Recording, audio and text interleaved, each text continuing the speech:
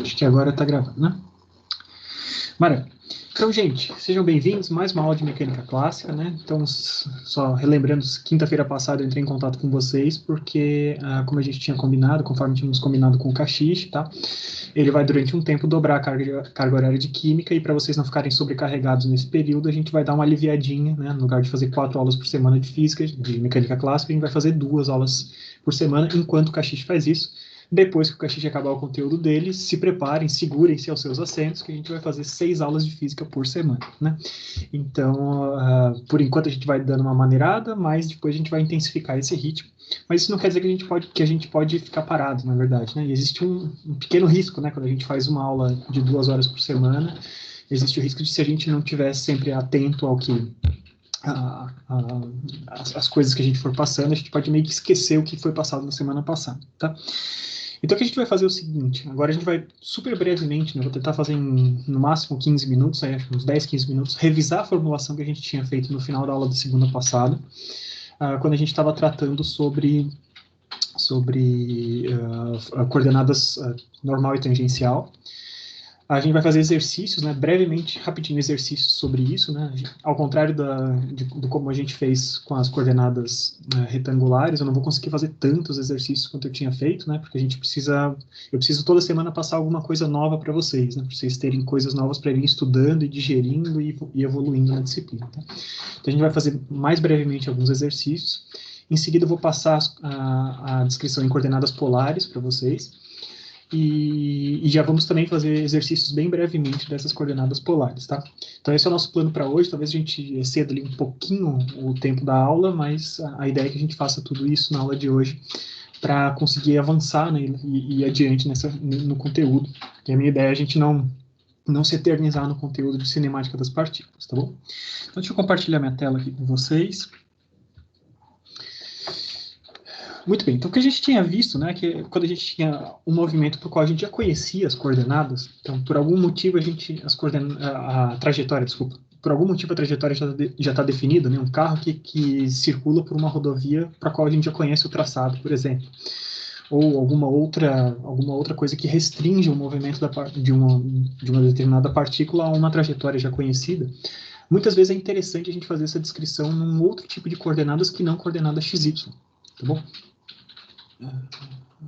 Hoje vai ser a parte 4 dessa aula, exatamente, tá? Então, a gente está continuando a falar sobre coordenadas, sobre cinemática das partículas em outras coordenadas, tá bom? Beleza, Gustavo? Acho que é, né? Acho que tá tranquilo. Então, assim, quando a gente conhece a trajetória por algum motivo que seja, né, é interessante a gente ter essa descrição também. Muitas vezes é bom a gente ter essa descrição em coordenadas normal e tangencial. Então, uma coisa que a gente tem que entender é que essas coordenadas elas vão mudando com o tempo, elas acompanham a partícula. Então, se a partícula está no ponto A, que nem está desenhado aqui, né, vamos pegar uma outra corzinha, tá? As coordenadas tangencial e normal, elas claramente estão direcionadas dessa forma. Uma coordenada tangencial, tangente ao ponto da trajetória naquele ponto, e uma coordenada normal apontando para o centro de curvatura. Lembre-se sempre disso, né?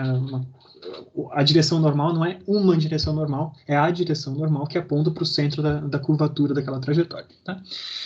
Quando a gente está no ponto A', né, então a gente tem esse sistema de coordenadas foi acompanhando, né, a gente tem agora uma direção tangencial T' e uma direção normal T'. Então, a gente está acompanhando a partícula, esse sistema de coordenadas vai avançando ao longo do tempo, tá? Então, isso é uma coisa importante vocês terem em mente. Quando a gente está... Esses dois pontos, A e a linha, quando eles estão suficientemente próximos, né, no limite, quando o ΔT entre eles tende a zero, a gente consegue descrever algumas coisas de uma forma interessante, né? Então, o que eu estou desenhando aqui para baixo para vocês são os vetores velocidade. Em cada um dos casos, lembre-se, pela própria definição de velocidade, a velocidade sempre é tangencial à trajetória. Então, a velocidade passou de um v para uma quantidade v'. Estou botando as origens juntas, né, para a gente conseguir enxergar esse camarada aqui, que é o dv. Tá? O quanto de velocidade, esse vetorzinho que descreve a variação de velocidade entre o ponto A e o ponto A', tá bom? O que aconteceu mais? Então, ao longo desse... Se eu tiver um infinitésimo de tempo a partir do ponto A, né, no ponto A ele está associado instantaneamente a um raio de curvatura ρ, tá bom? Então, a gente está botando aqui o raio de curvatura da trajetória instantâneo, a gente vai estar chamando de ρ. E quando a gente está, então, ao redor de A e passou um ΔT de tempo, né, a quantidade de deslocamento que a gente fez, então a gente pode imaginar que a partícula descreveu uma distância entre os pontos A e a linha. A gente percorreu uma quantidade ds, tá bom? E essa quantidade ds é, no limite, praticamente igual ao arco que está sendo descrito por esse raio instantâneo da trajetória. Tá? Então a gente tem esse ρ ali. E ao longo desse infinitésimo de tempo, ele percorreu um ângulozinho de d beta. Tá bom? Então, para um determinado infinitésimo, ds vai ser aproximadamente igual a ρ d beta. Certo? Quando a gente tira a derivada com relação ao tempo desse cara, né, a gente vê, então, que a velocidade, né? Então, tomando a velocidade como se fosse a derivada desse deslocamento com relação ao tempo, a gente vai ver o seguinte, né? Então, se eu tinha ρ d beta, ρ para aquele ponto é praticamente... esse ρ vai variar, né, ao longo do tempo, claro, né? Então, se eu tirar a derivada desse cara com relação à velocidade, o que vai variar mais, na verdade, vai ser esse ângulo, né, mais d beta do que o ρ, efetivamente, né? Se ele é o centro instantâneo da trajetória, a gente pode escrever isso aqui que a gente já tinha escrito na aula passada dessa seguinte forma. Tá bom? Então, para um determinado infinitésimo de tempo, a gente caminhou ρ d beta, onde o beta está em radianos. A gente não precisa considerar essa variação de ρ entre A e a linha, porque ela é uma variação de uma ordem inferior à variação de ângulo, né? Então, d beta tem uma variação de ordem de uma certa ordem e a variação do raio instantâneo de trajetória ela é de uma ordem inferior. Então, a gente não precisa considerar ela, tá bom? Então, quando a gente faz ds por dt, a gente chega nessa expressão que a gente já tinha visto. E como a gente tinha visto, né, isso aqui, essa velocidade, né, está vindo dessas duas definições, a velocidade por conta da velocidade sempre ser assim, ela sempre vai ser tangencial à trajetória. Então, a velocidade em si só vai ter uma componente na direção do vetor unitário ET, na direção tangencial da trajetória. Isso quer dizer que a gente não tenha nada na direção normal? Não, a gente vai ter acelerações na direção normal, tá? E a gente vai, então, começar a construir a aceleração a partir da definição básica, né, que é a definição que a gente já usou anteriormente para aceleração, que é a derivada da velocidade com relação ao tempo. Então, se a gente olha, se essa velocidade aqui toda, se aquela expressão de velocidade que a gente tinha é o que define a minha velocidade, né, então eu vou ter um módulo e uma direção. Vou derivar esse cara com relação ao tempo, por conta da regra da cadeia, a gente vai ter que pensar tanto na derivada da direção, né, quanto que está variando essa direção com relação ao tempo, quanto está variando esse módulo com relação ao tempo. Tá? Em outras palavras, o que a gente vai ter vai ser isso aqui.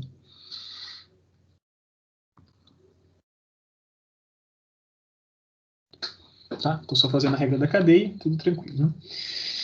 Então, o que a gente está querendo, a gente está interessado agora é em conseguir esmiuçar e expressar essa aceleração dividido numa coisa que esteja na direção da direção tangencial e outra na direção da normal, tá? Então, a direção tangencial a gente já tem aqui, né? A gente já tem um termo que está descrevendo o que está na direção tangencial. Agora, o que eu tenho que dar um jeito, tem que pensar em alguma forma para esse cara aqui ser expresso em termos da direção normal, tá bom? E é isso que a gente estava fazendo na aula passada, né? Então, esse também é parte daquela explicação,zinha que eu rabisquei ali para vocês na sexta-feira e botei para vocês, tá? Então, vamos observar o seguinte. Então, eu falei para vocês que as direções tangenciais estão definidas apenas pela direção das velocidades, tá? Então, esse triângulozinho que eu já tinha desenhado aqui, ele mostra as velocidades em si, e se eu estiver pensando apenas nas direções tangenciais, eu vou ter os vetores unitários correspondentes num triângulo, mais ou menos assim. Então, eu vou ter ET' e o ET, tá? Entre esses dois caras, a gente vai ter esse mesmo ângulo d beta, tá? Que ele já tinha aparecido ali antes, esse é o mesmo ângulo d beta. Aqui aparece o ângulo d beta de novo. E mais uma vez, o que está fazendo a variação dessa direção tangencial é esse vetorzinho ali, o vetor diferença entre esses dois caras, né? ET' menos EP, tá? Ele está descrito assim. Lembre-se que um arco, né, de um determinado ângulo, né, quando a gente está tentando dizer quanto é que vale, qual é o valor de um determinado arco, né? Então, qual que é o módulo desse vetorzinho DET? Quando esse d beta vai para zero, né, a parte que estaria reta aqui nesse DET é praticamente igual ao arco, né? Então, o módulo desse cara vai ser aproximadamente igual d beta vezes o módulo de ET. Só que esses caras todos aqui são iguais a 1. Isso aqui é tudo vetor unitário, esse ET e ET'. Ou seja, o módulo de DET vai ser igual simplesmente a d beta. Beleza? No limite, quando esse cara for suficientemente pequeno. Muito bem. E outra coisa que a gente observa é que como os comprimentos desses caras são iguais, né, como ET tem comprimento de 1 e ET' também tem um comprimento de 1, fica muito claro que esse DET, a diferença entre esses dois vetores, é a única coisa que está responsável pela mudança de direção desses vetores. Tá? E como então esse arco, como os dois tamanhos são 1, dos dois lados desse triângulo são 1, a direção de DET só pode ser a direção normal. Tá bom? Então a gente define a direção, né, a direção normal. Deixa eu só apagar aqui. Então a gente observa daquele triângulozinho que a direção normal ela está alinhada com DET. Tá? Só que a gente quer o vetor unitário nessa direção. Tá? Então, o DET é o vetor que está na direção normal, beleza? Então, essa direção normal vai ser igual ao quê? Vai ser o vetor DET dividido pelo módulo de DET. Assim como a gente fez para diversos vetores, né? Quando eu quero descobrir quanto é que vale o vetor unitário numa determinada direção, eu pego aquele vetor, na notação vetorial dele, e divido pelo módulo dele, tá bom? Então, quando eu faço isso, né, basicamente o que eu tenho é que a gente chega na expressão que é útil para a gente, que a direção normal é DT dividido por d beta. A gente já tinha visto isso antes, tá bom? Muito bem, muito bem, muito bom, muito bom. Agora o que eu posso fazer? Eu posso utilizar essa expressão, trabalhando com os DTs dela, né? E a gente vai chegar então numa expressão bacana, né? Então eu vou jogar esse dB para o outro lado. Primeiro eu vou jogar essa janelinha aqui para cima, né?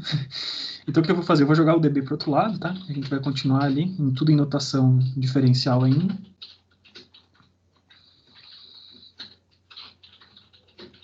Tá bom? Tenho isso aqui, simplesmente, e agora eu vou dividir esse cara por dt. E na hora que eu faço essa divisão por dt, a gente vai chegar então numa expressão para dt. A variação no tempo de dt, que era o que eu queria eliminar desse cara aqui. Esse carinha aqui que está em azul ali na tela de vocês, eu queria chegar numa expressão para et ponto, né? Esse cara aqui vai ser et ponto. E isso vai ser igual, então, a beta ponto, né? Que é dB por dt. Vai ser igual a beta ponto vezes n.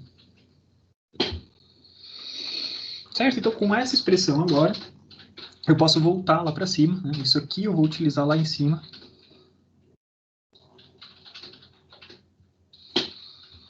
Para minha expressão, para consertar e para completar a minha expressão para aceleração. Tá bom? Então, no lugar de et ponto, a gente vai escrever esse camaradinho ali que a gente acabou de olhar. Então, beta ponto vezes n. E além disso, né, a gente pode chegar na expressão original da velocidade ali que eu tinha mostrado para vocês, que estava aqui. Eu vou utilizar esse camarada ali que eu tinha mostrado, mais esse cara aqui, e a gente vai chegar finalmente, então, à expressão de aceleração, que vai nos dar que a aceleração vai ter um termo v ao quadrado dividido pelo raio instantâneo, vezes n, esse vai ser o termo normal, mais um termo que é v ponto na direção de et. E essa vai ser, então, minha expressão de aceleração. Tá? Eu juntei todos esses caras aqui, nessa expressão de aceleração. E nessa expressão de aceleração, então, a gente consegue identificar quais são os termos que estão na direção normal. e quais são os termos que estão na direção tangencial. Na direção tangencial de aceleração, a gente vai ter essa expressão aqui, na direção normal, desculpa, de aceleração, e na direção tangencial, a gente vai ter esse outro termo aqui. Beleza? Muito bem, então como a gente fez isso aqui, a gente tem esses dois termos, né? E se a gente quiser saber o módulo da aceleração total, né, isso aqui é uma expressão vetorial, a gente tem então quanto que vale o comprimento de cada termo desse vetor em cada uma das direções, na direção normal e na direção tangencial. Mas se eu quiser usar, então, saber, por exemplo, o módulo de A, eu posso utilizar Pitágoras, né, como essas duas direções são perpendiculares umas com relação à outra, né, sempre uma tangencial vai estar normal a uma normal, eu posso utilizar simplesmente a expressão de Pitágoras desse camarada, que vai ser raiz da aceleração normal ao quadrado mais aceleração tangencial ao quadrado. Tá bom? Então isso é o que a gente tinha visto no finalzinho da aula passada, a gente não tinha feito nenhum exercício com isso ainda, né? E eu tinha só destacado que esse tipo de formulação ele estava diretamente relacionado com formulações que a gente tinha de movimento circular uniforme, por exemplo. Quando eu tenho um movimento circular uniforme, acho que antes da gente falar do movimento circular uniforme, vamos só falar de novo da interpretação de cada um desses caras, né? Observa, isso aqui é a componente tangencial, né? Esse que está em amarelo aqui para vocês, é a componente tangencial da velocidade, tá? E a variação desse cara é simplesmente a variação do módulo de V. Então, V ponto é simplesmente a variação do módulo da velocidade, efetivamente, tá? Só que esse não é o único termo de aceleração, né? A aceleração ela é responsável pela mudança do módulo da velocidade, que é o que está nesse termo tangencial, mas também da direção. E a direção da velocidade está mudando segundo essa direção normal, essa aceleração normal que está em azul, que vai ser V ao quadrado dividido por ρ. Tá bom? Essa vai ser a aceleração normal. Então, só esses dois termos são importantes da gente destacar o que eles representam, cada um deles. Agora sim, então, pensando no movimento circular uniforme, né? O movimento circular uniforme, então, a gente tem uma partícula que está se movendo de um movimento circular uniforme, uma coisa que é característico desse camarada é que para todos os pontos aquele raio é constante, né? Aquele raio de rotação é uma constante. Todos os pontos da trajetória têm o mesmo raio e a gente vai chamar esse cara aqui de Rzinho. Tá? Então, se a gente volta na expressão da velocidade lá, a velocidade não é um ρ instantâneo vezes um beta instantâneo, ela passa a ser, então, uma velocidade vai ser um raio que é constante para toda a trajetória, vezes um θ ponto. E a gente vai medir esse θ ponto, né, esse ângulo sempre a partir de uma determinada referência aqui, né? Vamos determinar esse cara aqui. A partícula está seguindo nessa direção, por exemplo, e eu estou medindo, então, o θ a partir desse camaradinho aqui, tá? Então, R vezes θ ponto vai nos dar a velocidade tangencial em determinado momento, né? Componente normal da velocidade, da aceleração, desculpa. Componente normal da aceleração vai ser V ao quadrado dividido por ρ, né, por R nesse caso. Então a gente vai ter V ao quadrado dividido por R, e como a gente sabe que R vai ser R como a gente sabe que V é R θ ponto, né, a gente chega a expressões como R θ ponto ao quadrado, por exemplo, para aceleração normal, né? E outra coisa interessante é que a aceleração tangencial seria V ponto, tá? Mas se esse cara aqui é constante para um movimento circular uniforme, né? Esse cara aqui vai ser uma constante. Se esse cara aqui é uma constante, a aceleração tangencial vai ser nula, tá? Lembre-se que a aceleração tangencial é responsável por mudar o módulo dessa velocidade. Se no movimento circular uniforme essa velocidade é sempre igual, a gente vai ter essa aceleração nula. Se a aceleração variasse, se fosse um movimento circular não uniforme, né? A gente manteria essa expressão de V ao quadrado, tá? Então, para o caso não uniforme, por exemplo, a gente poderia escrever simplesmente aceleração tangencial igual a V ao quadrado, V ponto, desculpa, tá? E isso seria igual, como o V é igual ao R ponto, eu estaria derivando de novo esse cara com relação ao tempo, né? Eu seria simplesmente R θ ponto ponto. Tá? Acho que essa altura está tranquilo, né? A gente representar as derivadas temporais com esse pontinho, né? Alguém tem alguma dificuldade de entender? Sempre que eu botar um pontinho em cima de uma de uma grandeza qualquer, eu estou falando da derivada temporal desse cara, derivada daquela com relação ao tempo, beleza? Então essa é a nossa formulação e agora a gente vai fazer então um exercício, tá bom? Um exemplinho aqui para a gente praticar essas formulações normal e tangencial. Vou fazer primeiro, tá? Um exemplo, que é um exemplo resolvido, do Craig também, que é o resolvido 2.7 do Craig. E esse exemplo resolvido do Craig é bacana, né? Porque ele nos mostra alguns dos casos, um dos possíveis casos para os quais a trajetória já é conhecida. Tá? Então eu tenho um carro, a gente está olhando o carro, está olhando o carro como se ele estivesse numa trajetória, digamos, sobre um plano XY, e a gente enxerga o carro da seguinte forma. Então eu tenho o carrinho aqui,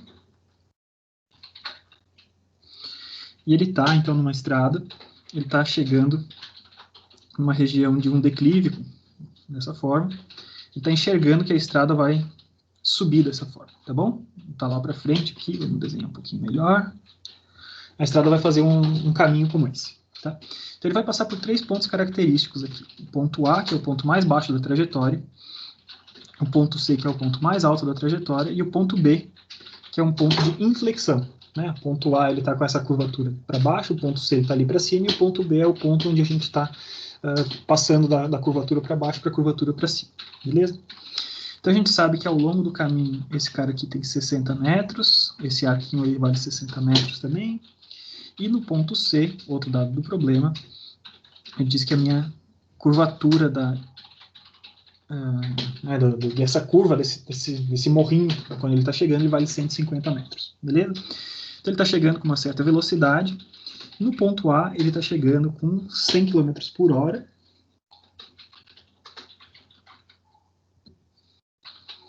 E ele vai chegar lá no ponto C com 50 km por hora. Ele está freando porque ele não quer aquele efeito, né, você sentir um friozinho na barriga porque o carro vai tender a voar ali no topo daquela trajetória, por exemplo. Então ele chega no ponto A, ele aciona os freios e ele vai chegar lá no ponto C com metade da velocidade, tá bom? O que ele tem entre esses dois caras? Ele vai ter uma desaceleração uniforme. E ele está mencionando desaceleração uniforme com respeito a esse módulo da velocidade mesmo, tá? Desaceleração uniforme. Então, o que tá variando uniformemente é esse módulo da velocidade. Ela vai variar uniformemente entre 100 km por hora e 50 km por hora ao longo desse caminho, tá? Muito bem. Então, quais são os dados do problema, né? Por enquanto ele está assim, a gente sabe desses dados, qual que vai ser a velocidade em A, qual que vai ser a velocidade em C. E ele vai nos dizer o seguinte. Os passageiros que estão no carro, eles vão experimentar uma aceleração total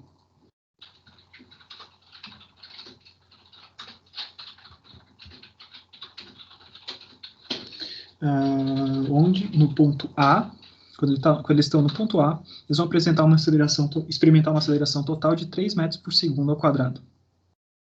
O que ele quer dizer com aceleração total?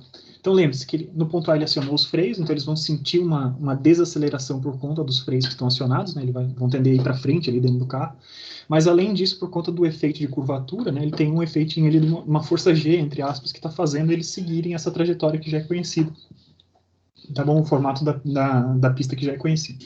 Então a aceleração que a gente está falando é a aceleração total, que inclui tanto o termo tangencial, que muda o módulo da velocidade, quanto o termo que faz a gente acompanhar a curva, que seria uma aceleração normal, tá bom?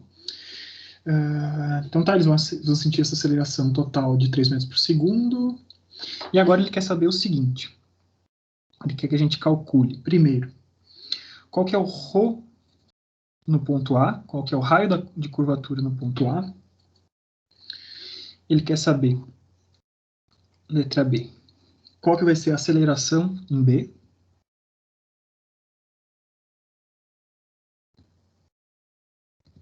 lembrando que B é o ponto de inflexão, tá?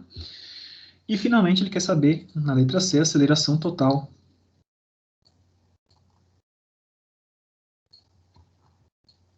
em C. Tá, então a gente tem esses dados todos, a gente tem condições, agora aplicando as nossas relações de velocidades de coordenadas tangencial e normal, a gente tem condições de resolver esse problema tranquilamente, tá? primeira coisa que ele faz é transformar essas velocidades para metros por segundo, tá? Porque isso vai nos ajudar bastante. Transformar para metros por segundo, basicamente de quilômetros por hora para metros por segundo, você vai ter que transformar quilômetros em metros, então vezes 1000, e horas em segundos, então dividido por 3.600. Então, se você dividir tudo por 3,6, você vai chegar nas velocidades, tá? Então, 100 km por hora equivalem a 27,8 metros por segundo, e 50 km por hora, metade disso, então 13,89 metros por segundo. Beleza. Então, ele quer encontrar qual que é a primeira coisa que a gente precisa, vai ser útil para a gente entender qual que é essa desaceleração uniforme. Tá? Quanto que vale essa desaceleração uniforme? Então, essa desaceleração uniforme, ele vai achar daquela outra relação que a gente já tinha anteriormente. Tá? A gente poderia utilizar diversas relações diferentes, né? A gente sabe que ele vai se desacelerar de 100 km por hora para 50 km por hora, ou seja, de 27,8 para 13,89, ao longo de 120 metros de trajetória, tá? Posso utilizar isso exatamente, tá? Mas, para ficar bonitinho ali nas formulações todas, ele parte daquela nossa relação que a gente já usou várias vezes, né? Que é VDV é igual a ADS. Integrando esses dois lados, a gente vai ter integral entre a velocidade no ponto A e a velocidade no ponto C de VDV. A aceleração vai ser uma constante, então a aceleração uniforme pulou para fora da integral, tá bom? Ele não chama de uniforme, ele vai chamar a própria aceleração tangencial, beleza? É o que eu estava falando para vocês, né? Essa aceleração uniforme é referente ao módulo da velocidade, e, portanto, sempre na direção tangencial, seja qual é o ponto da trajetória. Então, essa aceleração tangencial vai ser igual, então, a integral entre 0 e o final dessa trajetória de ds. E a gente chega, então, né, que vamos ter VC ao quadrado menos VA ao quadrado dividido por 2, né? Isso aqui é a integral desse cara avaliado entre VC e VA, vezes a aceleração tangencial uniforme ao longo do caminho, vezes essa distância, e a gente chega, então, à conclusão que essa aceleração tangencial uniforme ao longo do caminho vai valer menos 2,41 metros por segundo ao quadrado.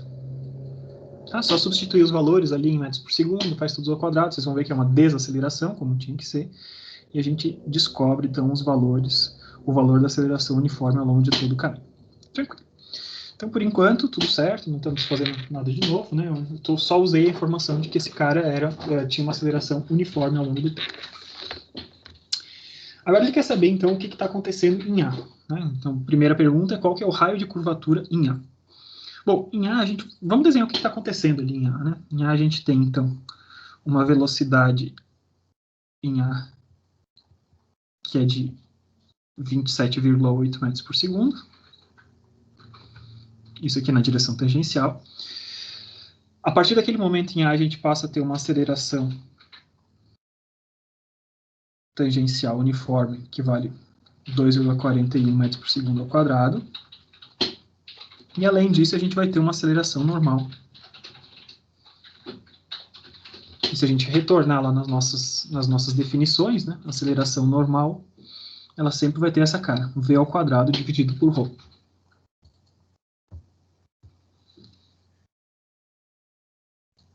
V ao quadrado dividido pelo raio de curvatura. Beleza? Então, o que a gente sabe no ponto A? No ponto A, a gente sabe que a aceleração total é de 3 metros por segundo ao quadrado. E essa aceleração total vai ter as componentes tangencial, que a gente já sabe quanto é que vale, e a componente normal, que a gente não sabe quanto é que vale. Tá? Então, o que ele está nos falando é basicamente aquela expressão que a gente tinha antes, né? Que o módulo da aceleração vai ser raiz do módulo da aceleração tangencial ao quadrado, mais a aceleração normal ao quadrado. Beleza? Então a gente pode utilizar isso, né? E com isso a gente descobre quanto é que vale essa aceleração normal, que é o que a gente gostaria de saber. Aceleração normal ao quadrado, então vai ser a aceleração total ao quadrado, onde no VA não era para ser metros por segundo? Por segundo, sim, claro. Obrigado, Vinícius, não tinha percebido. Então a aceleração normal ao quadrado vai ser a hipotenusa, né, ao quadrado, menos o outro cateto, aceleração tangencial ao quadrado. E a gente descobre, então, quanto é que vale essa aceleração normal. Vai ser raiz de 9 menos aceleração tangencial menos 2,41 ao quadrado. E fazendo essa conta, a gente descobre, então, quanto é que vale a aceleração normal em A. Né? Lembrando que eu estou falando que está sempre no ponto A, e essa aceleração normal... Eu só estou pegando o exercício resolvido para a gente não perder muito tempo fazendo conta, tá? Então, ele vai valer 1,785 metros por segundo ao quadrado. Tá? Então, esse cara aqui a gente descobriu que vale 1,785 metros por segundo ao quadrado. A aceleração total, né, se não ficou claro para vocês, ela está aqui, né? Vai ser a soma dessa componente tangencial e da componente normal desses caras. Beleza? Então, essa ali era a aceleração de 3 metros por segundo, que é o que o passageiro estava sentindo. Então, se a aceleração normal é essa, e eu quero descobrir quanto é que é o raio de curvatura, a gente pode simplesmente aplicar... deixa eu ver se... Acho que eu consigo fechar ali. Fica melhor, né? Se não precisa ficar se vendo. Desculpa, gente. Podia ter feito isso muito antes. Então, com essa aceleração normal, a gente pode trazer aqui, a gente sabe que a aceleração normal vai ser velocidade ao quadrado, dividido pelo ρ, e eu quero descobrir quanto é que vale o ρ naquele ponto. Então, vai ser velocidade ao quadrado dividido pela aceleração normal. A velocidade é 27,8 metros por segundo, tenho 27,8 ao quadrado, dividido pela aceleração normal, 1,785. E a gente descobre, então, que o raio de curvatura naquele ponto vale 432 metros.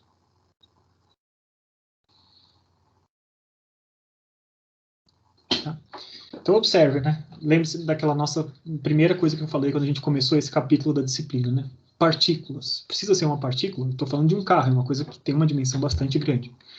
Tudo bem, só que um carro, perto de uma raio de curvatura que é de 432 metros, isso está muito próximo de poder ser considerado uma partícula, tá? Então a gente descobriu quanto é que vale aquele raio de curvatura naquele ponto. Beleza.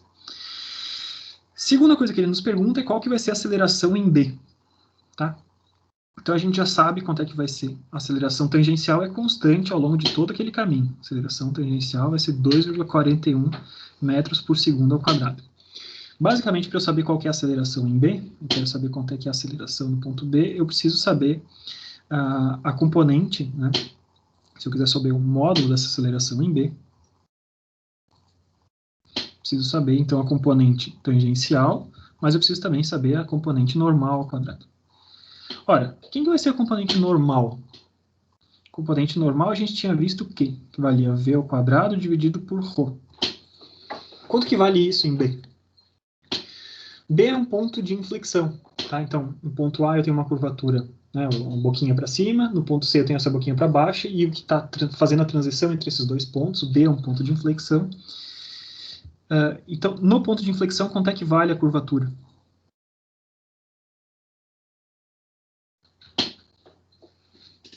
Podem responder, gente.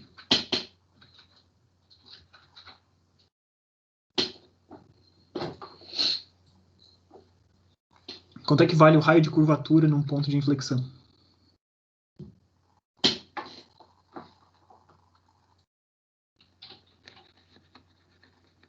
Vamos fingir que alguém respondeu? Raio de curvatura num ponto de inflexão é infinito, tá bom? Então, naquele ponto, né, a curva ela não está nem curvada para cima, nem curvada para baixo, ela está naquele ponto instantaneamente, ela está inclinada, mas está reta com curvatura, sem curvatura nenhuma. Naquele ponto, a curva está exatamente igual à sua tangente, beleza? Então, como é um ponto de flexão, a tangente é exatamente igual à inclinação daquela trajetória naquele ponto. Ou seja, não tem um raio de curvatura, né? Instantaneamente naquele ponto eu estou passando, imediatamente antes a gente estava numa curvatura para cima, e imediatamente depois eu saí numa curvatura para baixo, mas no meio do caminho a gente está com um raio de curvatura infinito ali. E quando o raio de curvatura é infinito, né, basta a gente olhar ali para a nossa expressão de aceleração normal. A aceleração normal ela vai valer zero. Estou dividindo por infinito, então essa aceleração normal vale zero. Ou seja, a aceleração em B, o módulo de aceleração, vai ser simplesmente igual ao módulo da aceleração tangencial, que vai ser igual, então, menos 2,41 metros por segundo ao quadrado. Tá? Então, isso é só para a gente refletir o que é um ponto de inflexão, um ponto de transição entre curvaturas para um lado e para o outro. E, finalmente, agora, a última pergunta que ele faz nesse problema, quer saber qual que vai ser a condição em C. né, qual que vai ser a aceleração em C. Bom, a gente sabe que em C, a velocidade, né, a velocidade que esse cara tem é de 50 km por hora, ou seja, 13,89 metros por segundo. Tá? Se eu sei quanto é que vale essa condição, essa velocidade, eu sei quanto é que vale o raio de curvatura, isso era um dado do problema, né? Ele me falou que o raio de curvatura em C era bem menor do que os 432, né? Então, o motorista tinha razão de frear, né? Quando esse raio de curvatura é muito pequeno. Quanto menor for esse raio de curvatura, maior vai ser a nossa tendência de sair voando, né? Sair voando nessa coisa. Raio de curvatura, como vocês estão vendo aqui, ele valia 150 metros, tá?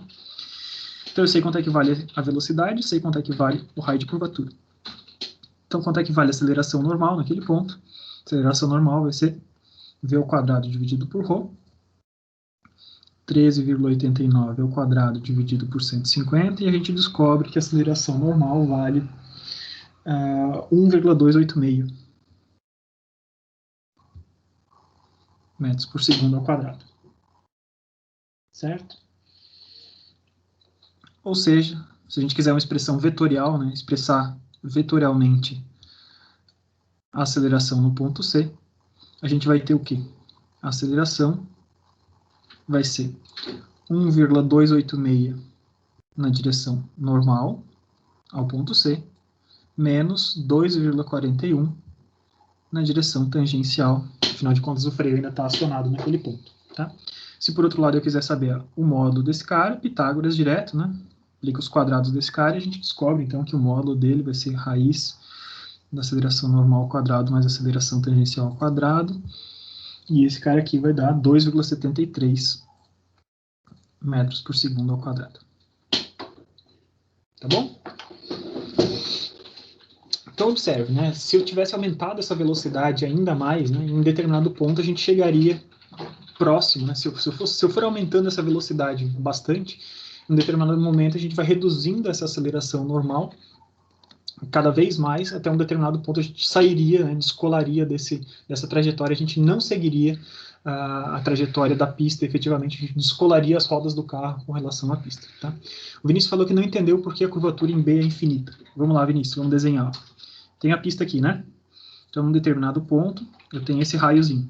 Tá? É como se eu tivesse um compassinho e eu estou traçando essa curvatura. Tá? Então, para cada um desses pontos, eu tenho um determinado compasso. Para esse outro ponto, para essa outra região aqui da trajetória, eu tenho essas curvaturas como um todo. Tá? O que é o ponto de inflexão, o ponto B? É o ponto onde eu estou descolando de uma trajetória que está curvada para cima e eu estou indo para uma trajetória que está curvada para baixo. Tá? Nesse ponto ali, na verdade, né, se eu pegar e der um zoom nesse cara aqui, se eu aumentar ele bastante, o que eu estou enxergando em B? Antes de B eu tinha um pouquinho de curvatura para cima, depois de B eu vou ter um pouquinho de curvatura para baixo, mas só que exatamente em B eu vou ter uma reta aqui, né? Esse ponto onde está o B, ele está reto naquele ponto instantaneamente. Ou seja, eu não estou curvado para nenhum lado, não estou curvado nem para cima nem para baixo em B. Esse ponto B aqui é um ponto de inflexão, e nesse ponto de inflexão a curvatura, a estrada não está curvada de fato, ela está inclinada, mas ela não está curvada, beleza? Como ela não está curvada, eu não tenho raio de curvatura ali, na verdade eu tenho um raio de curvatura infinito, né? Alguma coisa que não está curvado.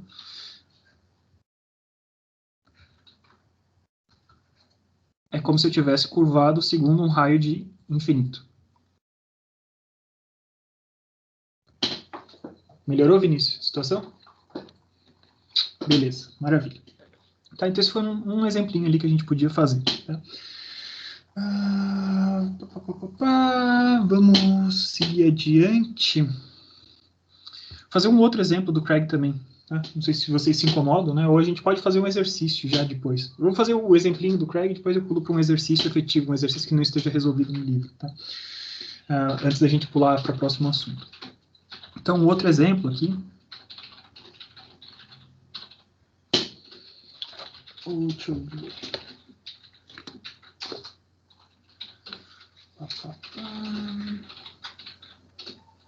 Estou decidindo se eu não vou pegar o do Beer Johnston.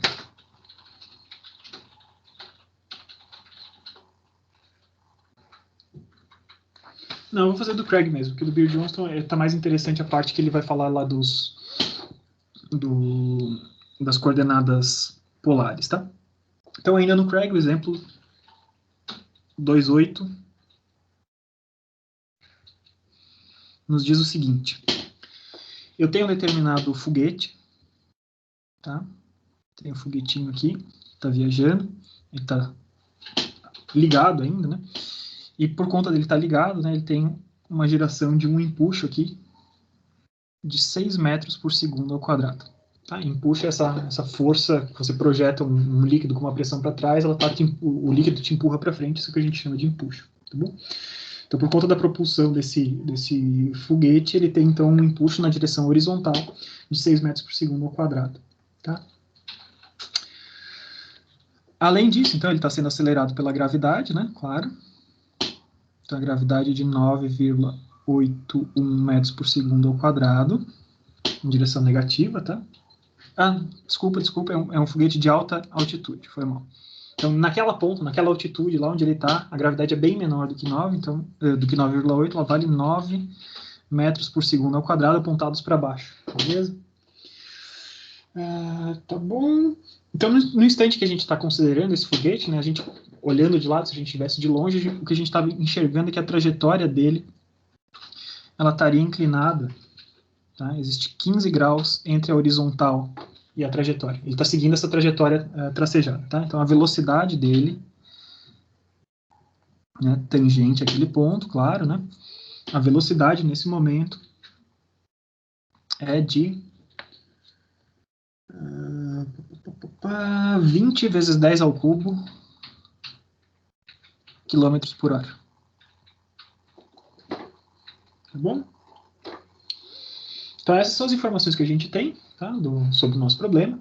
E ele quer saber, então, algumas coisas. Ele quer saber... Deixa eu deixar esse A para outra coisa e o A assim para outra. Então, o A, ele quer saber o raio da curvatura naquele ponto de voo. Quer saber quanto é que vale isso. Letra B. Ele quer saber quanto é que vale a taxa em que o módulo da velocidade B está aumentando. Tá? Então,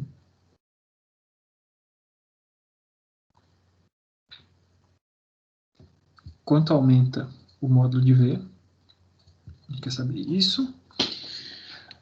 Letra C. Ele quer saber quanto é que vale a taxa angular da linha radial de G para o centro da curvatura. Então, basicamente, ele quer saber, para aquele instante instantâneo, né, ao redor dessa linha de trajetória, quanto que a gente está girando essa direção tangencial. Ou seja, se vocês olharem de novo lá na nossa formulação, ele está querendo saber quanto é que vale esse beta ponto. Tá? Beleza. E, finalmente, ele quer saber, então, letra D, uma expressão vetorial para a aceleração total do foguete naquele ponto. Tá? Então a gente tem bastante coisa para fazer aí, mas a principal coisa é visualizar onde é que estão esses eixos. Tá? Então a gente está falando de sistemas de coordenada normal e tangencial. Tá? Então eu vou pegar uma outra corzinha aqui, vamos desenhar em azulzinho aqui. Então a direção tangencial está claramente definida pela direção da velocidade. Beleza? Essa vai ser minha direção tangencial. Não é teta linha. Vou só parar aqui. Direção tangencial está ali.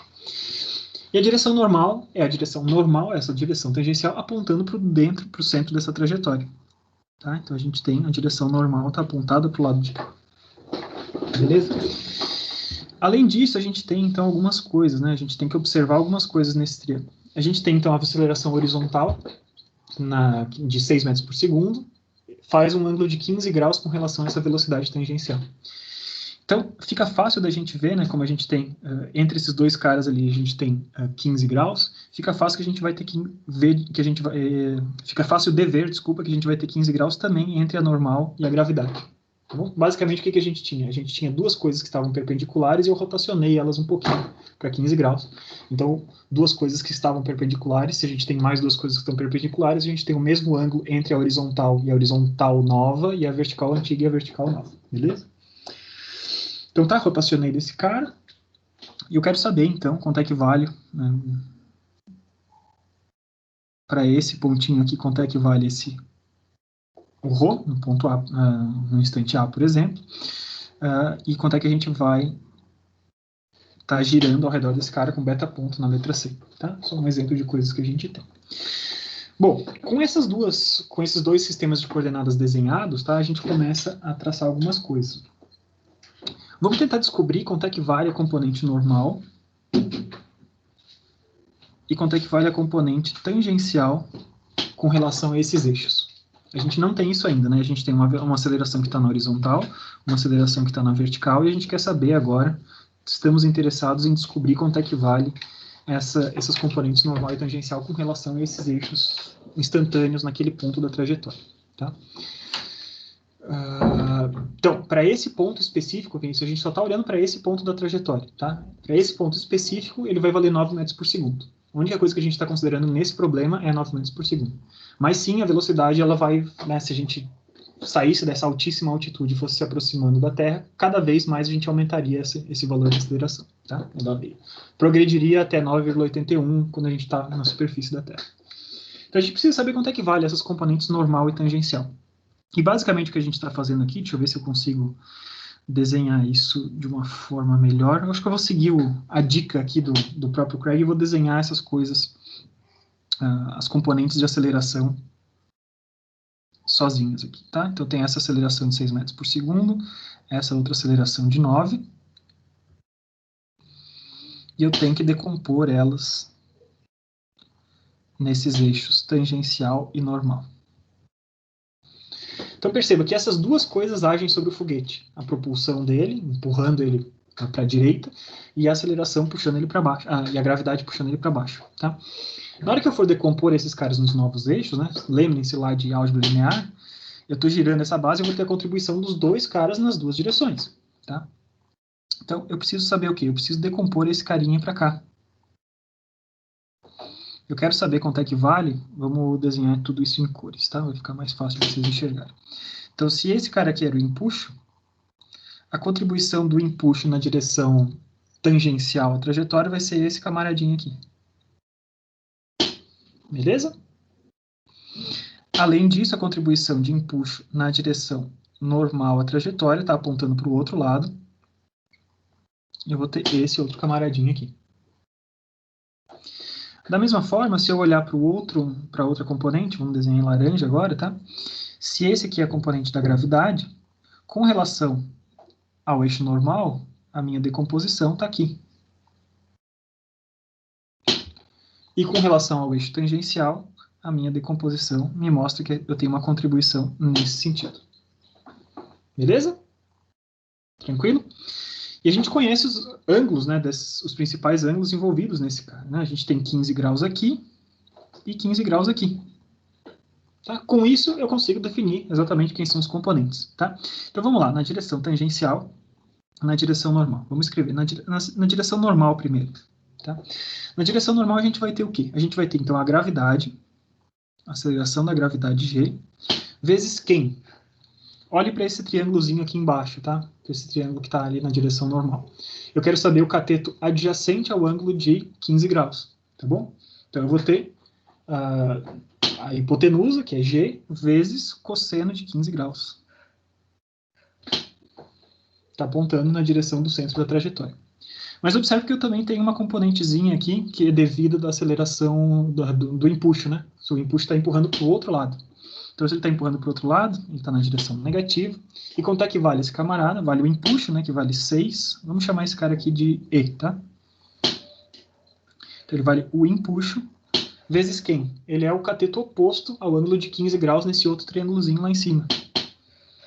Então, vezes seno de 15. Tá bom? Então, a gente substitui aqui, né? 9 vezes cosseno de 15, menos 6 vezes seno de 15.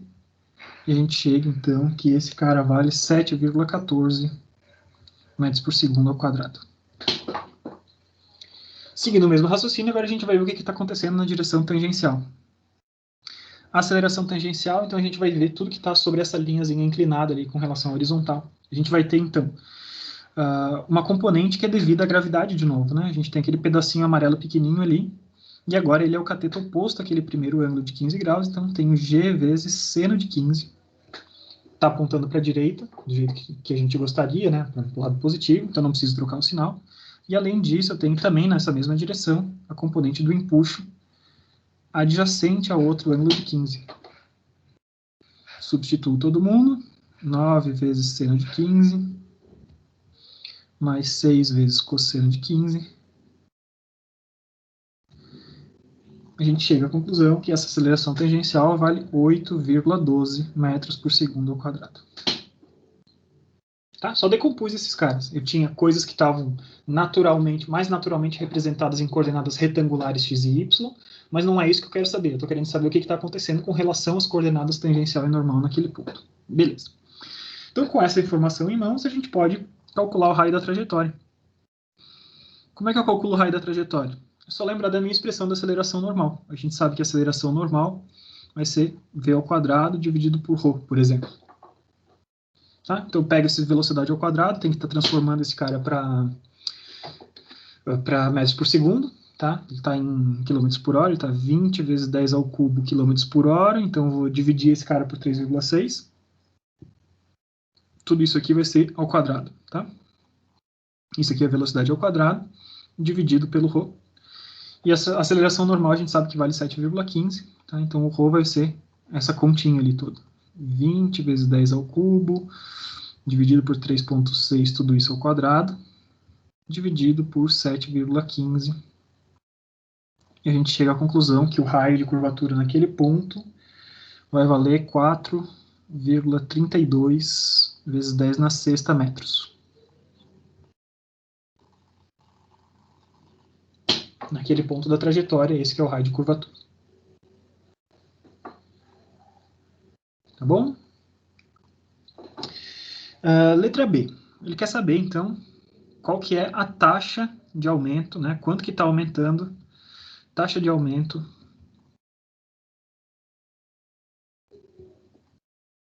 da velocidade v. Tá? Então, ele quer saber, basicamente, quanto é que vale v ponto.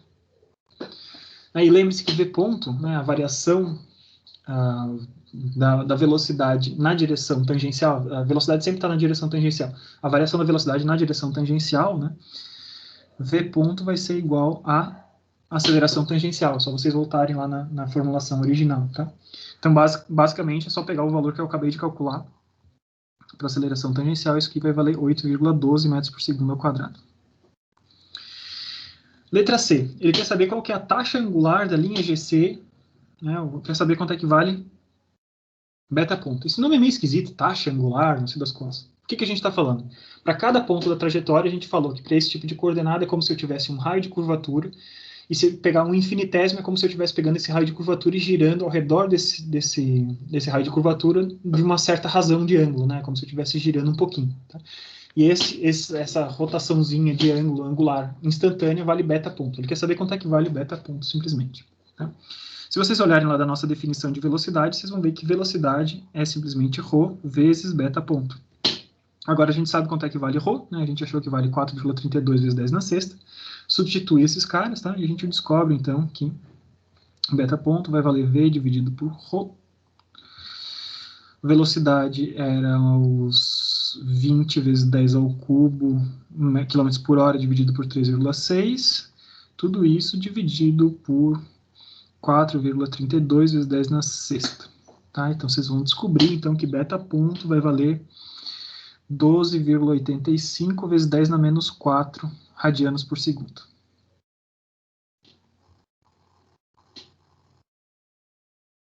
Tá bom? E, finalmente, a última coisa que ele queria descobrir, letra D, ele queria saber, então, uma notação vetorial para aceleração desse camarada, né? Então, digamos que eu conhecesse os vetores unitários, tá? ET e EN. Então, a notação vetorial era simplesmente a aceleração normal na direção normal, mais a aceleração tangencial na direção tangencial, ou seja, 7,14 na direção normal, mais 8,12 na direção tangencial. Tá? Então, é só para a gente se lembrar que isso tudo é vetor, tá? A gente separa esses dois, os efeitos normais e tangenciais, mas isso é uma notação vetorial. Beleza? Então, agora a gente vai fazer um exemplinho, um problema mesmo, tá? Um exercício. Tá, e o exercício que a gente vai pegar... Eu acho interessante a gente pegar um exercício... Eu tinha olhado um que eu tinha curtido... Também no Craig, tá? É o 205. O 204 e o 205 é a mesma coisa, tá? 204 é uma situação e o 205 é uma pequena modificação desse cara. A gente vai falar um pouquinho sobre carros, tá? Eu sei que vocês estão querendo virar engenheiros de controle e automação, tá? Mas estão falando com engenheiro mecânico aqui, então de vez em quando eu vou trazer exemplos de carro porque eu curto falar sobre isso, tá? Beleza, então a gente tem aqui uma curva numa pista.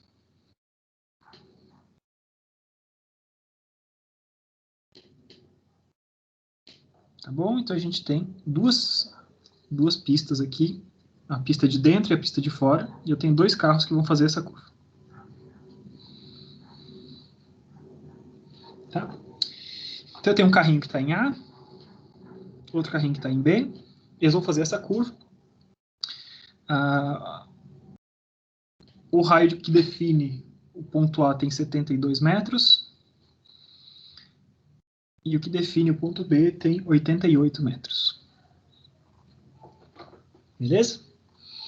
Então você está entrando numa determinada velocidade numa curva, tá? Então você vai virar o volante do seu carro, e por conta do atrito entre a borracha do seu carro, a borracha do pneu do seu carro e o asfalto, você tem uma limitação de quanto que pode ser a sua velocidade de aceleração normal, tá? Então, observe, né, o que está fazendo o seu carro virar, né, seguir essa trajetória? É a força de atrito entre o pneu do seu carro e o chão. Tá? Se não tivesse atrito, seu carro seguiria sempre reto, mas existe atrito, então você está, ao girar as rodas, você está induzindo, né, por conta dessa força de atrito lateral que está aparecendo, você está induzindo esse cara a fazer, tá? A fazer a curva. Só que então, quanto que vai ser a máxima curva que você consegue fazer? Isso vai depender de quanto atrito você pode ter entre o carro, entre a roda do carro e o asfalto, efetivamente. Tá? Então a gente vai ter um valor máximo de velocidade possível por conta do atrito. Beleza? Então no problema 104, tá? Vou botar aqui, vou elaborar o 104 e daí logo em seguida eu falo do 105 também. Tá? A aceleração máxima normal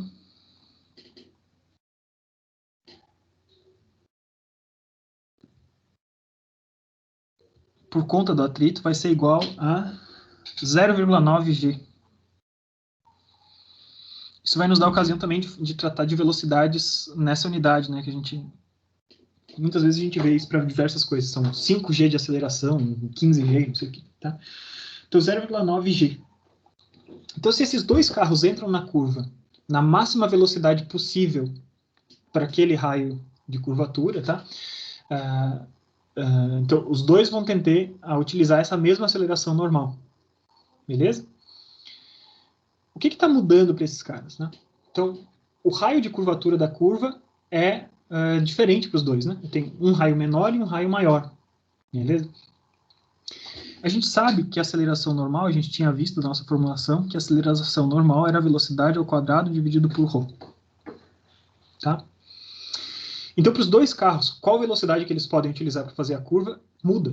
Tá? O carro que está na pista de dentro, ele vai ter uma velocidade máxima diferente do carro que está na pista de fora. Tá? Então, vamos chamar esses caras aqui de carro A e carro B. Beleza? Então, para o carro A, o que a gente vai ter? A gente vai querer descobrir qual que vai ser a velocidade desse cara primeiro. Beleza? E a velocidade desse cara, então, vai ser raiz da aceleração normal máxima vezes o ρ. O que eu quero dizer quando eu tenho 0,9 vezes g? Basicamente, se eu pegar 0,9 é vezes a aceleração da gravidade, tá bom? Então, 0,9 vezes 9,81. Deixa eu pegar aqui o celular para a gente ir fazendo as contas mais rapidinho junto aí.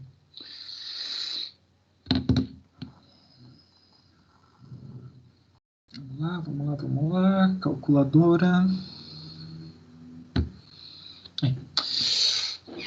Então, 0,9 vezes gravidade 9,81, isso aqui vai dar uma aceleração de 8,8 metros por segundo ao quadrado. Tá bom? Vamos usar 8,8. Então, para o carro A, qual que vai ser essa velocidade? Vai ser 8,8, vezes o raio de curvatura do carro A, que é 72. Então, dá 635,7, a gente vai tirar a raiz disso aqui. Tá? Raiz de 635,7. Isso vai me dar 25,21 metros por segundo. Aqui em quilômetros por hora, só para a gente fazer a conversão, isso aqui vai me dar 90,8, aproximadamente 90,8 km por hora. O carro A, essa é a velocidade máxima que ele pode empregar naquela curva. Beleza? Carro B. O que mudou? Só o raio de curvatura, né? Então, isso aqui será a velocidade de A. A velocidade de B vai ser diferente, porque eu tenho a mesma aceleração normal máxima, que é a que dá pelo atrito entre o pneu e o coisa, só que o meu raio de curvatura agora é maior. A velocidade de B vai ser quanto? Aceleração normal máxima, 8,8. Raio de curvatura, 88.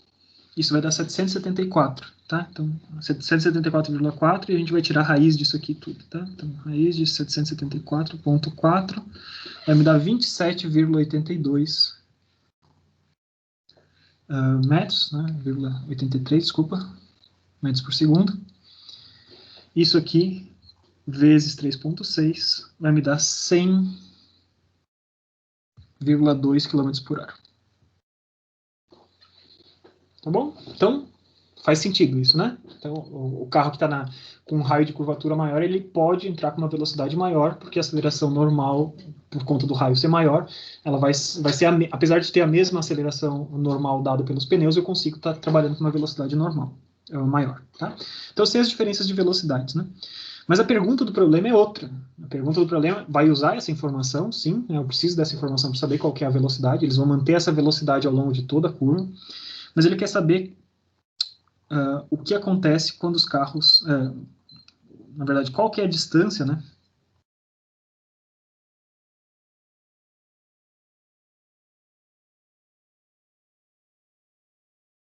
entre carros ao final da curva.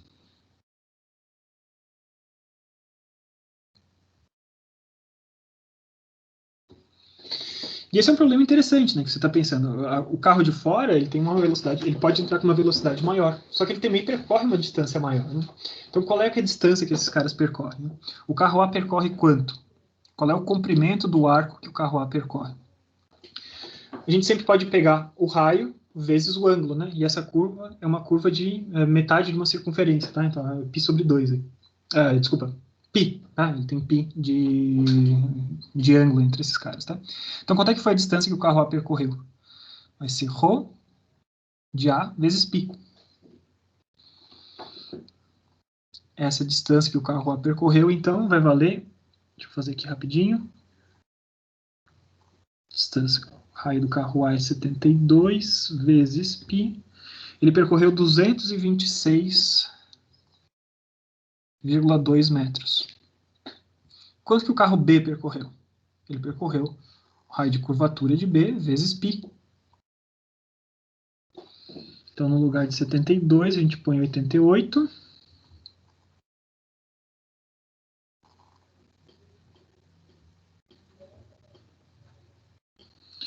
E eu tenho 276,5.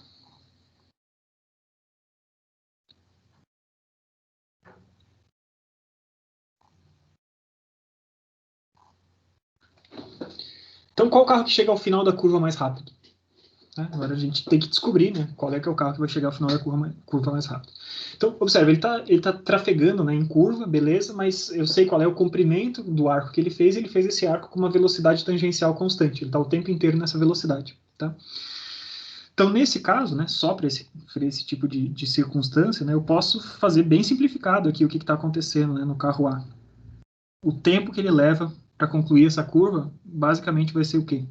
Vai ser a distância que ele percorreu dividido pela velocidade que ele teve. Certo? Estou pegando velocidades médias, tá? A velocidade média dele na direção tangencial. Na direção tangencial eu posso botar tudo isso em linha como a velocidade foi constante, tá? Então eu vou ter qual que é o tempo que ele percorreu, que ele levou 226,2 dividido pela velocidade de 25,21.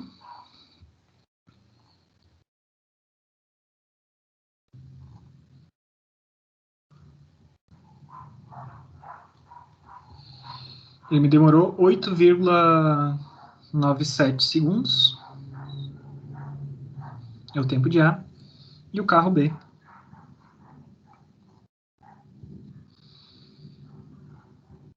Vai ser a mesmo raciocínio. O comprimento desse arco de B dividido pela velocidade de B, considerando que os dois caras mantiveram essa velocidade constante. Então eu tenho 276,5 dividido por 27,83. Então vamos lá. 276,5 dividido por 27,83. Isso vai me dar 9,93. 9,94, desculpa, segundos.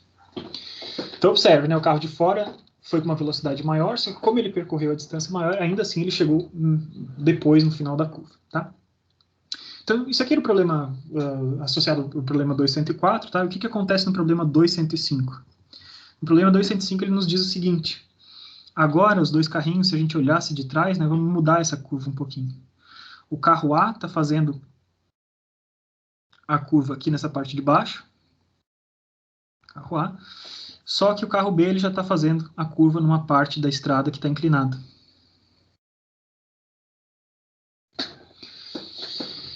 E o que isso muda de situação, né?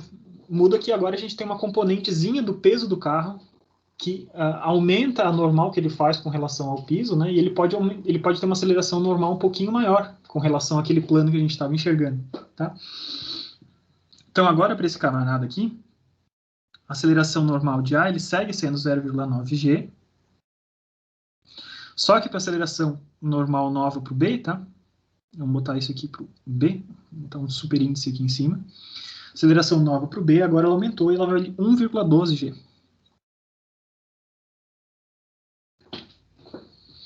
Tá? Então, antes ele tinha 0,88, né? E agora eu tenho 1,12 vezes 9,81. Isso vai me dar 10,99 metros por segundo ao quadrado. Tá? Então, com isso, agora a gente pode refazer essas contas todas, né? E a gente vai chegar, então eu vou deixar para vocês refazerem, tá? Mas a ideia de por que é tão importante, né? Quando a gente tem uma curva, a gente ter a curvatura correta. Tá? Se a gente põe essa curvatura correta, por mais que o atrito entre pneu e carro siga sendo o que define a máxima velocidade que a gente tem, quando o plano está inclinado, a gente está adicionando essa componente normal. A gente vai falar mais para frente no ano sobre forças de atrito, tá? Não se preocupe. Mas a gente está adicionando o componente normal e a gente aumenta, então, quanto que a gente está conseguindo fazer de aceleração na direção radial, tá? Na direção normal, desculpa, tá? Então, agora recalculem a velocidade máxima de B, do carro B, e o tempo que A... O tempo de A vai ser o mesmo, né? E o tempo de B para fazer a curva. Beleza, gente? Então, isso é só um pequeno exemplo de como que a gente pode utilizar essas coordenadas normal e tangencial, tá? Existe um outro problema bem bacana também, ainda falando de carro, né? Essa mesma ideia. Problema 208, por exemplo. Tá? O problema 208 nos mostra uma curva e nos mostra, no lugar de ter dois carros, ele te dá para um mesmo carro duas opções para fazer essa curva. O esforço dos pneus, nesse caso, diminui? Não, ele aumenta, na verdade, né? Você está aumentando a normal. Você está utilizando o plano inclinado para o carro ficar mais colado contra a pista. E quanto mais colado, lembre-se que força de atrito é proporcional ao normal. Né? Você está utilizando o plano inclinado para aumentar a força normal, e quanto mais força normal, a gente tem mais atrito no pneu. Tá bom? A gente só está aumentando a maior velocidade possível. Beleza? Então, olha só, para esse problema aqui, eu vou até apagar essas linhas. Tem a linha central também desenhada no problema, tá? Mas vai ficar mais confuso. Então, ele vai nos dar para o problema 208, por exemplo, duas opções para a gente fazer uma curva. Uma opção seguindo exatamente a trajetória da pista de fora, né? Então, eu estou dirigindo, fazendo essa curva daqui de baixo para cima, estou seguindo a pista normal, tá? Com a trajetória A. Essa trajetória A, num determinado, no ponto mais crítico, né, dessa trajetória, no menor raio, ele tem raio de 85 metros. Ou, como não tem ninguém na pista, estou dirigindo de noite, por exemplo, eu decido, agora vamos mudar a nossa corzinha aqui, vamos fazer com roxo, por exemplo, eu decido, então, fazer uma curva assim, tangenciar essa curva, trajetória B. E o que muda nessa trajetória B? Nessa trajetória B, a gente está tangenciando a curva, porque isso está aumentando bastante o raio que eu estou utilizando. Então, nesse ponto aqui, no ponto mais crítico, né, o raio de curvatura dessa trajetória vale 200 metros. Tangenciar uma curva, na verdade, é você reduzir o raio instantâneo de rotação que você está fazendo ao redor de uma curva, tá? Então, fazendo isso dessa forma, né, a gente consegue ter uma comparação da diferença entre essas duas abordagens para a mesma curva. Se os motoristas, né, então, o que está limitado aqui de novo? Né? Está limitado a aceleração normal desses caras pelo atrito entre os pneus e o solo a 0,8 G. Se o atrito vale 0,8 G, determine qual que é a velocidade máxima nos dois casos.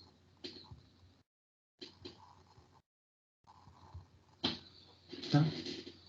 Então, mesma coisa que a gente fez antes, né? Calcula um determinado valor de velocidade, aqui vai ter tantos metros por segundo ao quadrado, e aplica a definição de aceleração normal como velocidade ao quadrado dividido por ρ, e a gente descobre, então, velocidade de A vai ser raiz da aceleração normal vezes ρA, e a velocidade máxima para a trajetória B vai ser raiz de aceleração normal vezes ρB. Tá? Mesma coisa que a gente tinha feito antes, mas uma coisa interessante, tá?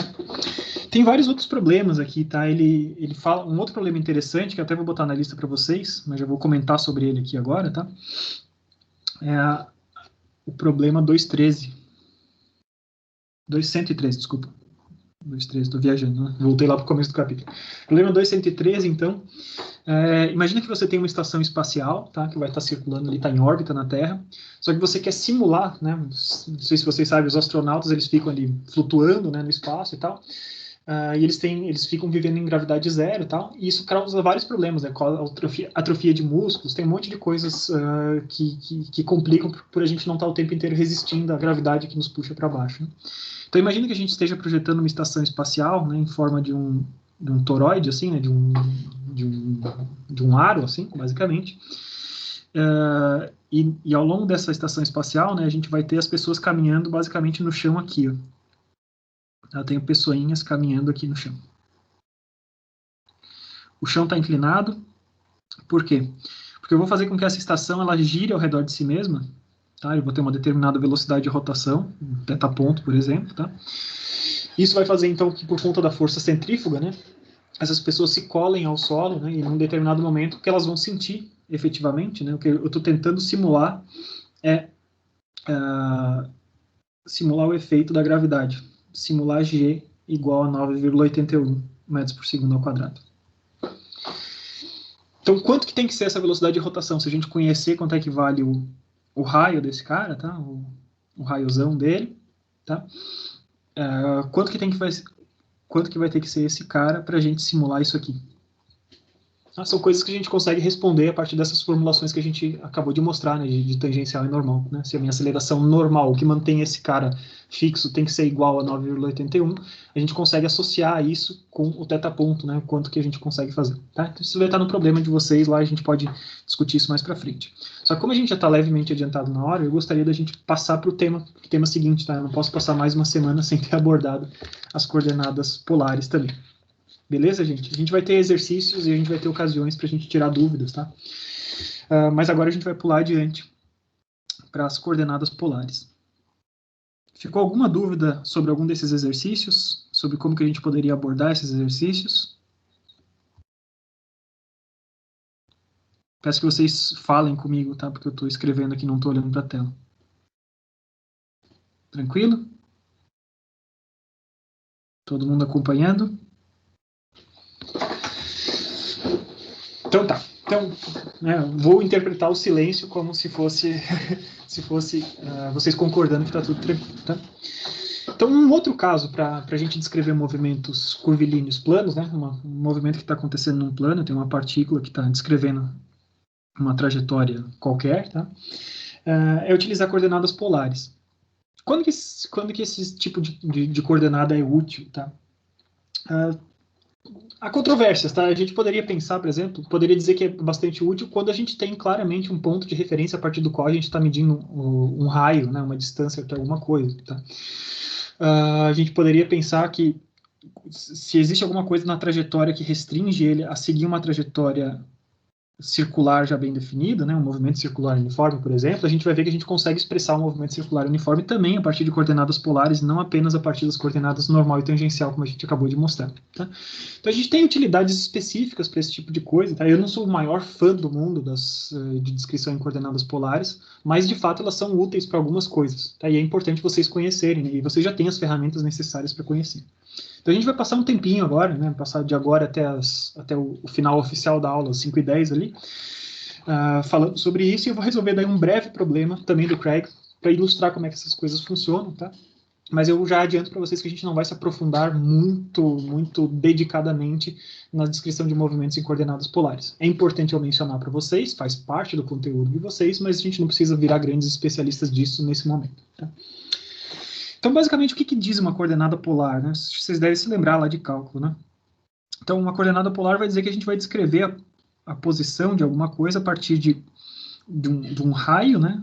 Com relação à origem. Então, eu tenho uma determinada origem de um sistema, eu tenho um raio medido a partir dele, e eu tenho um ângulo medido geralmente a partir de uma linha bem definida, tá? Então, se a gente definisse, por exemplo, aqui o eixo positivo, o eixo x, como esse, a gente está medindo a partir desse eixo x, rotacionando na direção anti-horária, medindo o ângulo desse cara, o ângulo θ. Tá? Então, a posição de uma partícula que a gente tinha antes definido nas coordenadas retangulares estava pelo x e pelo y, tá? Nas coordenadas tangencial e normal, a gente não precisava descrever a posição xy dessa partícula por nada, porque a gente estava interessado no que acontecia naquele ponto em relação à tangencial e normal. Em coordenadas polares, a gente vai definir, então, por esse raio, a partir de uma origem definida, e a partir de um eixo definido, como que a gente mede esse raio, tá? Então, o que seriam essas coordenadas polares? A gente vai ter, então, uma direção radial e uma direção angular, né, uma direção polar desse cara, tá? Então, essa direção radial, ela está definida pela essa posição do R mesmo, né? Então, o Rzinho está aqui, e a gente vai ter, então... Putz, amarelo ficou muito ruim, né? Calma aí. Vou pegar em laranja. Então, na direção de R, eu vou ter, então, um vetorzinho ER, por exemplo, marcado como esse, tá? Então, a gente sabe... Não sei se laranja ficou muito melhor, mas tentei, tá? Então, a posição R da partícula vai ser dada, então, por um módulo, né, o comprimento daquele R, apontando na direção ER instantâneo. Ficou quase um EN aqui, né? ER instantâneo. Beleza? Muito bem. Então, o que a gente precisa agora, né? A gente precisa voltar nas definições de velocidade. A gente quer descrever, então, a velocidade desse camarada nessas coordenadas polares e a aceleração desse camarada nas coordenadas polares também, tá? O que a gente precisa, né? Então, o que a gente vai fazer? A gente lembra-se, né, que velocidade vai ser simplesmente o R ponto. Só que observe que o R, a gente vai ter tanto componentes do módulo de R que podem mudar, né? A gente pode ter um R ponto, mas esse vetor ER, né, esse vetor unitário na direção ER, ele também pode mudar ao longo do tempo. Tá? Então, da mesma forma como a gente tinha feito antes, né, para as coordenadas tangencial e normal, a gente vai fazer esse mesmo tipo de raciocínio para dois pontos com relação a coordenadas polares, por exemplo. Tá? Então, eu tenho o ponto A desse jeito e o ponto A' naquele outro jeito ali. Então, eu tenho ER e o ER'. Tá bom? Então, eu vou desenhar esses ERs, né? E além disso, né, além do ER, eu tinha que ter desenhado também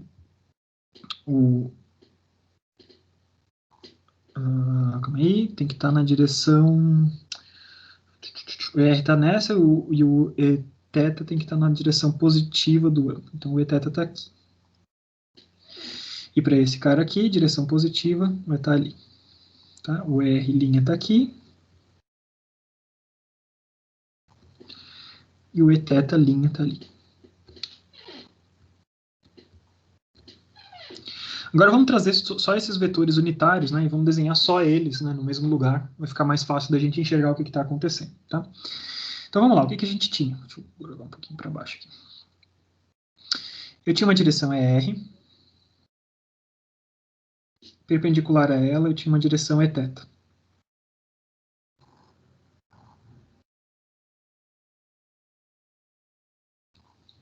Beleza? No segundo ponto, né, a gente tem então uma direção ER'.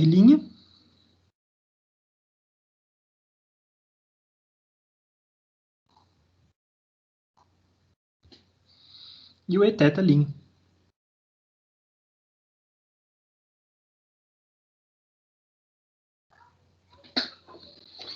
Então vocês percebem que entre um ponto e outro a gente rodou um pouquinho, né? Então o quanto que a gente rodou foi basicamente o dθ aqui dentro. Entre esses dois pontos a gente vai ter um dθ. E vocês observam, né, que como a direção do ângulo θ vai estar sempre normal à direção radial, ER, né? A gente pode dizer que esse dθ está nos dois lugares, né? É o que separa o ER do ER' e é o que separa o Eθ do Eθ', por exemplo. Tá bom? Beleza? Então, o que a gente vai ter? Então, a gente vai ter um dr aqui, der, e a gente vai ter um dθ. Beleza?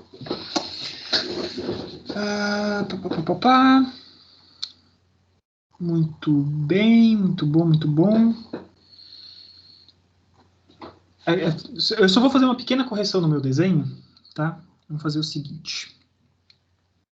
Vamos dizer que eu estou passando... Vou só trocar os linhas com os tetas, tá? Por quê? Porque do jeito que eu tinha pego o A e o A', entre o A e o A' eu tinha uma variação de ângulo negativa, tá? E daí para eu explicar essa variação de ângulo negativa, eu ia ter que explicar todas as inversões de sinais. Vamos fingir que eu estou caminhando do ponto A' para o A. Pode ser? Não tem problema, né, para vocês. Tranquilo? Alguém só dá um joinha aí. Tá, eu estou caminhando nessa direção aqui.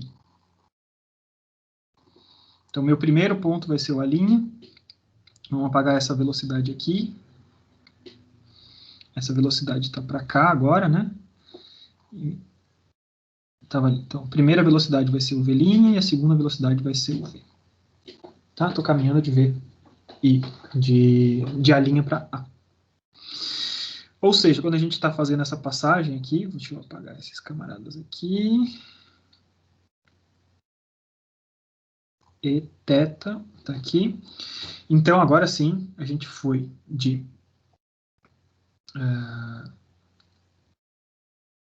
ER' para ER. O dr está aqui agora. Né? Infinitesimamente eu fui na direção do ângulo positivo, o meu dr está apontando nesse sentido. E eu, na direção do ângulo positivo, eu fui para cá agora. Eu tenho um dθ. Tá? Vai ser importante essa direção. Vocês já vão entender por que eu estou me preocupando com esse negócio, tá? Depois eu posso explicar qual seria a situação se eu tivesse mantido a direção original, mas acho que para essa primeira explicação vai ser melhor assim, tá? Então o que a gente está observando, né? Para esse triângulozinho, para esses dois triângulozinhos que eu estou mostrando aqui, fica bem claro, né? Mais uma vez, da mesma argumentação que eu fiz anteriormente, né? Quando eu estou passando de ER' para ER, os dois caras têm um comprimento, são vetores unitários, os dois têm comprimento 1. Então, DER, claramente, ele vai estar alinhado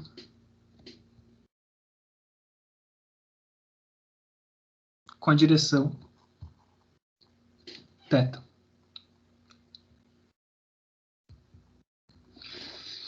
E mais do que isso, né, ele vai estar alinhado quando eu estou fazendo essa pequena, quando esse meu dθ foi na direção positiva, que nem eu estava mostrando, se eu estou passando de A' para A, esse dr vai estar na direção positiva do θ, tá? Direção nesse ponto aqui, o θ positivo está para cá.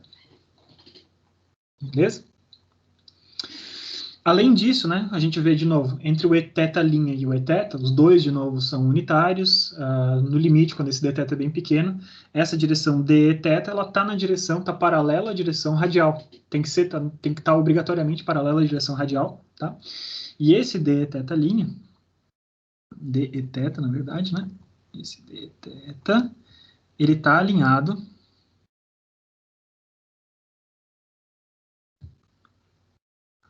com a direção negativa de R. Então, nesse pontinho aqui, se eu traço um eixinho para lá, o menos R está para cá. O R estaria crescendo, né, do ponto 0 para o outro lado, ele tá em direção ao menos R.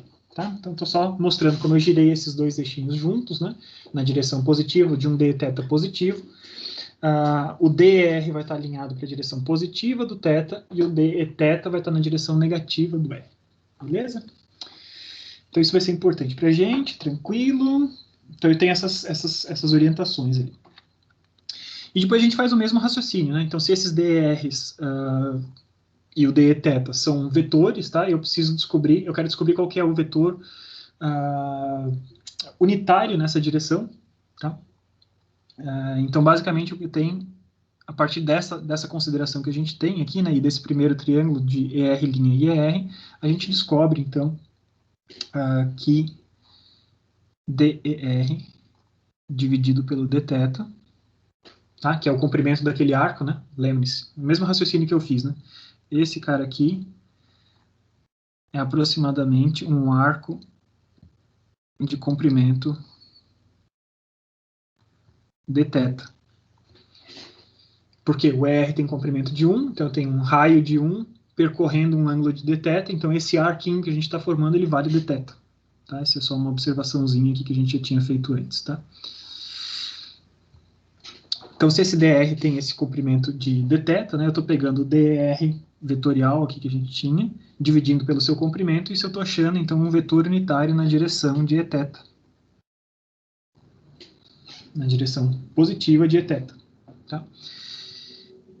Mesmo raciocínio a partir de dθ. Dθ é um vetor, é alguma coisa vetorial, que tem comprimento de dθ também, né? Tem dθ rotacionado de dθ. Esse comprimento de dθ, eu vou pegar, então, dEθ dividido pelo dθ, isso vai me dar o vetor unitário na direção negativa de R, por conta desse raciocínio que a gente fez ali agora anteriormente, tá? Então, basicamente, o que eu tenho? Eu tenho dEθ dividido pelo dθ, isso vai ser igual a menos R. Beleza? Então, eu achei relações entre as direções radiais e angulares, né, e polares, θ, e as suas variações com relação ao ângulo, tá? Agora, se eu jogar esse dθ para o outro lado nas duas equações, eu vou ter dEr, né, o diferencial de ER vai ser eθ vezes dθ, e o diferencial de eθ vai ser menos ER vezes dθ. E agora eu divido todo mundo por ΔT. Tá? A partir dessas relações, a gente vai chegar na seguinte expressão. Eu tenho ERθ, vai valer θ ponto, né? dθ dividido por dt, vezes eθ,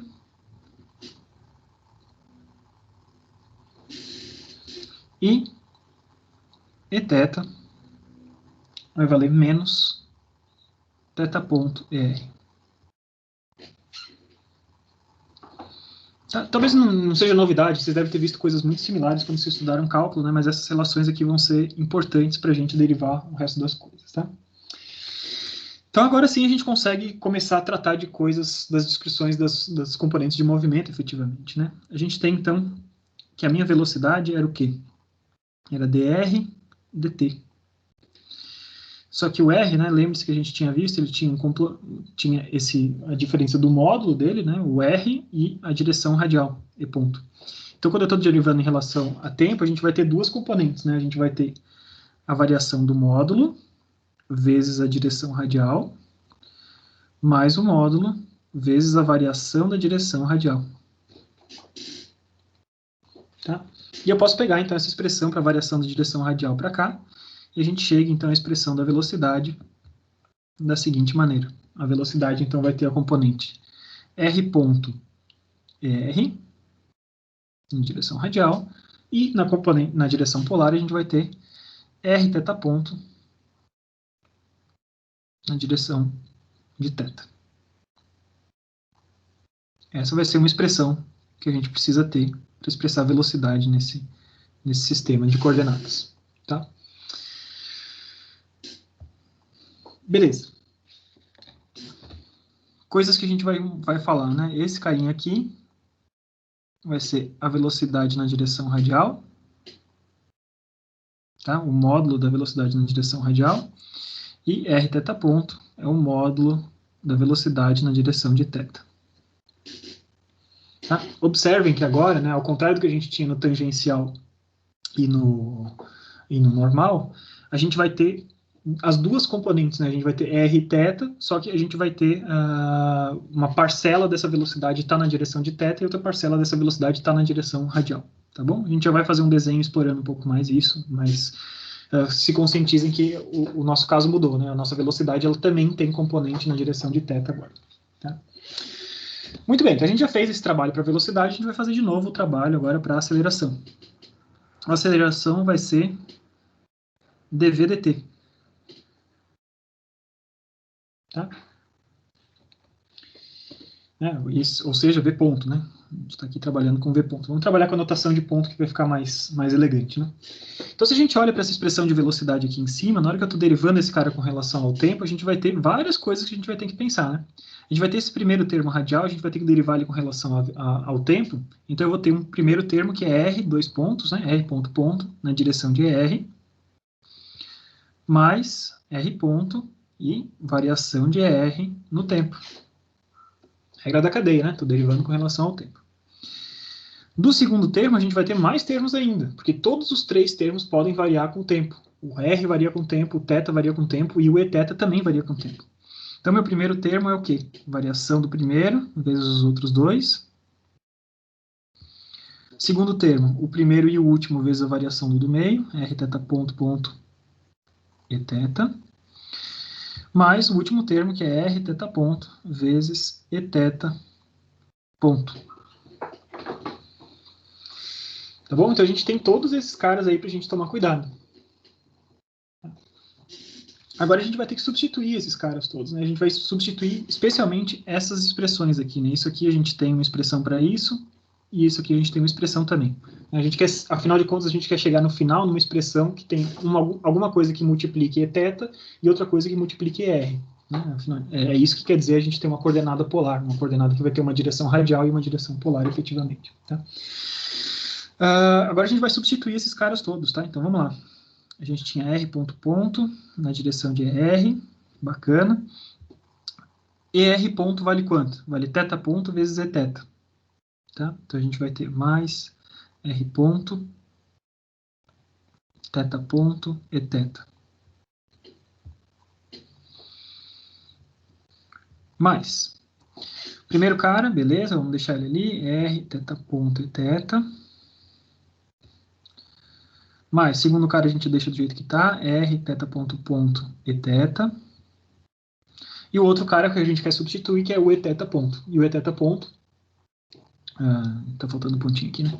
Esse eθ ponto vai ser menos θ ponto er. Então a gente vai ter menos r ao quadrado θ ponto er.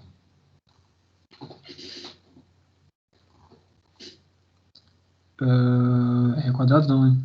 R θ ponto ao quadrado. Isso. Tá? E agora o que eu posso fazer? Eu posso juntar tudo que está em ER, vira o termo radial da aceleração, e tudo que está em eθ vira o termo polar dessa aceleração. Tá? Então a gente vai chegar, então, finalmente, na expressão de aceleração da seguinte forma. R dois pontos, né? Mais, menos, na verdade, menos R θ ponto ao quadrado na direção de ER. Isso aqui é a componente radial da minha aceleração. Mais, esses dois caras vão se somar, né? Eu vou ter 2r ponto θ ponto e eu vou ter um r θ ponto ponto. Então, r θ dois pontos mais duas vezes, né, vou ter duas vezes esse termo repete-se aqui no primeiro e no segundo, duas vezes r ponto, θ ponto e θ.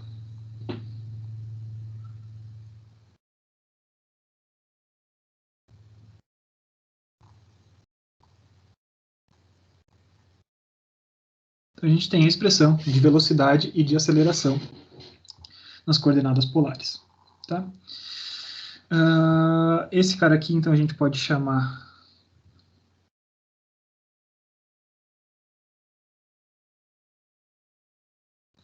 da aceleração radial desse cara. Esse cara aqui a gente pode chamar da aceleração a θ, na direção de θ, tá? E tudo isso, né, como as direções radial e polar, elas são perpendiculares umas às outras, a gente pode, mais uma vez, né, escrever Pitágoras, né, que vai ser raiz desse módulo de AR ao quadrado e módulo de Aθ ao quadrado. Isso aqui vale tudo, tá? Isso valia também na velocidade, tá? As velocidades, as componentes radial e θ da velocidade também. A gente poderia usar Pitágoras aqui entre esses dois camaradinhos aqui, tá?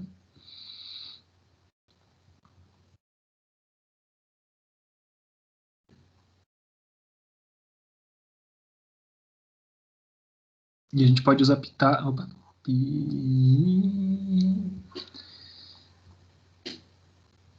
porque a direção R e θ são perpendiculares. Como esses dois caras são perpendiculares, a gente pode usar Pitágoras. Beleza? Tá? Então, essa expressão que a gente obteve agora, né, o próprio livro ali do Craig, ele faz uma pequena observação, né? Esse αθ aqui, no lugar de escrever r θ ponto ponto 2 r ponto θ ponto, né, a gente poderia, isso é totalmente equivalente, né, a escrever que esse módulo aqui é igual a 1 sobre r, derivada no tempo de r ao quadrado θ ponto.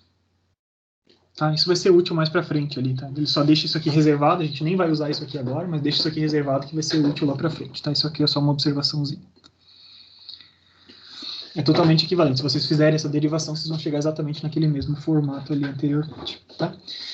Pois bem, então a gente tem um monte de termos aí, e é interessante a gente pensar o que cada um desses termos faz efetivamente com as velocidades, tá? Então, o que ele faz agora, ele representa duas velocidades, né? As velocidades que a gente... deixa eu ver se eu consigo aproveitar o que eu tinha antes. Eu fui de V' para V, né? Então, vamos lá. O meu V' está praticamente na horizontal, e o meu V estava aqui assim. Tá? Estou exagerando um pouquinho, né? Só para a gente conseguir desenhar mais ou menos, minimamente visualizável esse cara aqui. Tá? Então, essas eram as velocidades, né? Para cada uma delas, a gente vai ter componentes radial e vou desenhar na trajetória, vai ficar mais fácil aqui, né? Vamos lá, o que a gente tinha aqui. A gente tinha essas velocidades, V' aqui, e V ali. Tá? E o meu sistema minha origem do meu sistema estava aqui assim, né? Então a gente tinha aqui a origem do meu cara. Então observe, a direção radial estava aqui e depois a direção radial foi para cá. Tá? Então V', né? Quando a gente olha para V', por exemplo, a gente tem essa componente. O V' estava ali em cima, né? V'. Eu vou ter essa componente aqui e essa componente aqui. Isso aqui vai ser V' na direção de R, e esse cara aqui vai ser V' na direção de θ. Tá bom? Para esse segundo ponto, né, esse aqui era o ponto A'. Para o segundo ponto, para o ponto onde a gente finalizou, em A gente tem uma nova direção R definida por essa linha tracejada, tá? E a gente vai ter, então, uma parte dessa velocidade na direção de R,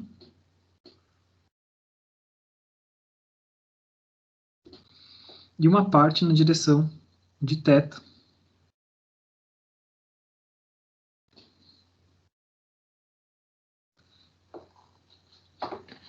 Beleza? Então, vocês estão vendo ali que essas componentes, elas mudaram bastante, né? Tinha V' e o V, e as componentes radial e tangencial mudaram de acordo com o sistema que eu tinha ali anteriormente, tá? O que é importante? Quando eu tenho duas variações, dois valores de velocidade que estão relativamente próximos uns dos outros, né? Quando eu estou aproximando a e a linha, a gente passa a ter uma situação assim, eu posso desenhar essas duas velocidades juntas, basicamente. Então, deixa eu só desenhar aqui direitinho. Eu tenho, então, um VR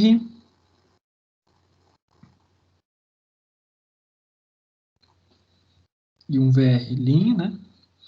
E perpendicular a esse cara a gente tinha um Vθ, e perpendicular a esse segundo cara a gente tem um Vθ'.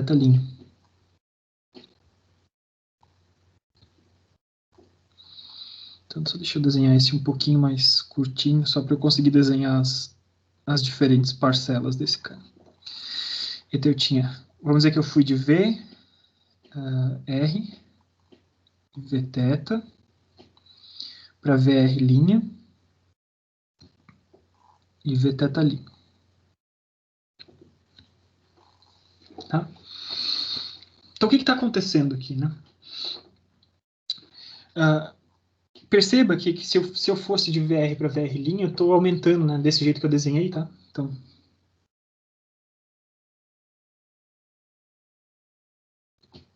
se formos de VR, Vθ a VR', Vθ'. Tá? Então, eu estou indo de VR para VR'. Perceba que o comprimento dessa velocidade na direção radial aumentou um pouquinho. Então, a gente vai ter uma pequena adição aqui. Quanto é que vale essa adição? Ele vale dr ponto. É o quanto aumentou esse comprimento aqui, tá? Então, VR vale um R ponto, né, na direção de R, vale um R ponto. E entre esses dois instantes, eu tive um pequeno aumento de dr ponto, tá? Além disso, eu rotacionei esse camarada, eu fui para o lado de lá, tá? Então, o que aconteceu aqui dessa ponta, né? Essa pequena rotação na direção do tangencial, tem que ser perpendicular esse cara aqui, né? Então, na hora que eu fui para esse lado de cá, a gente tem um R ponto dθ.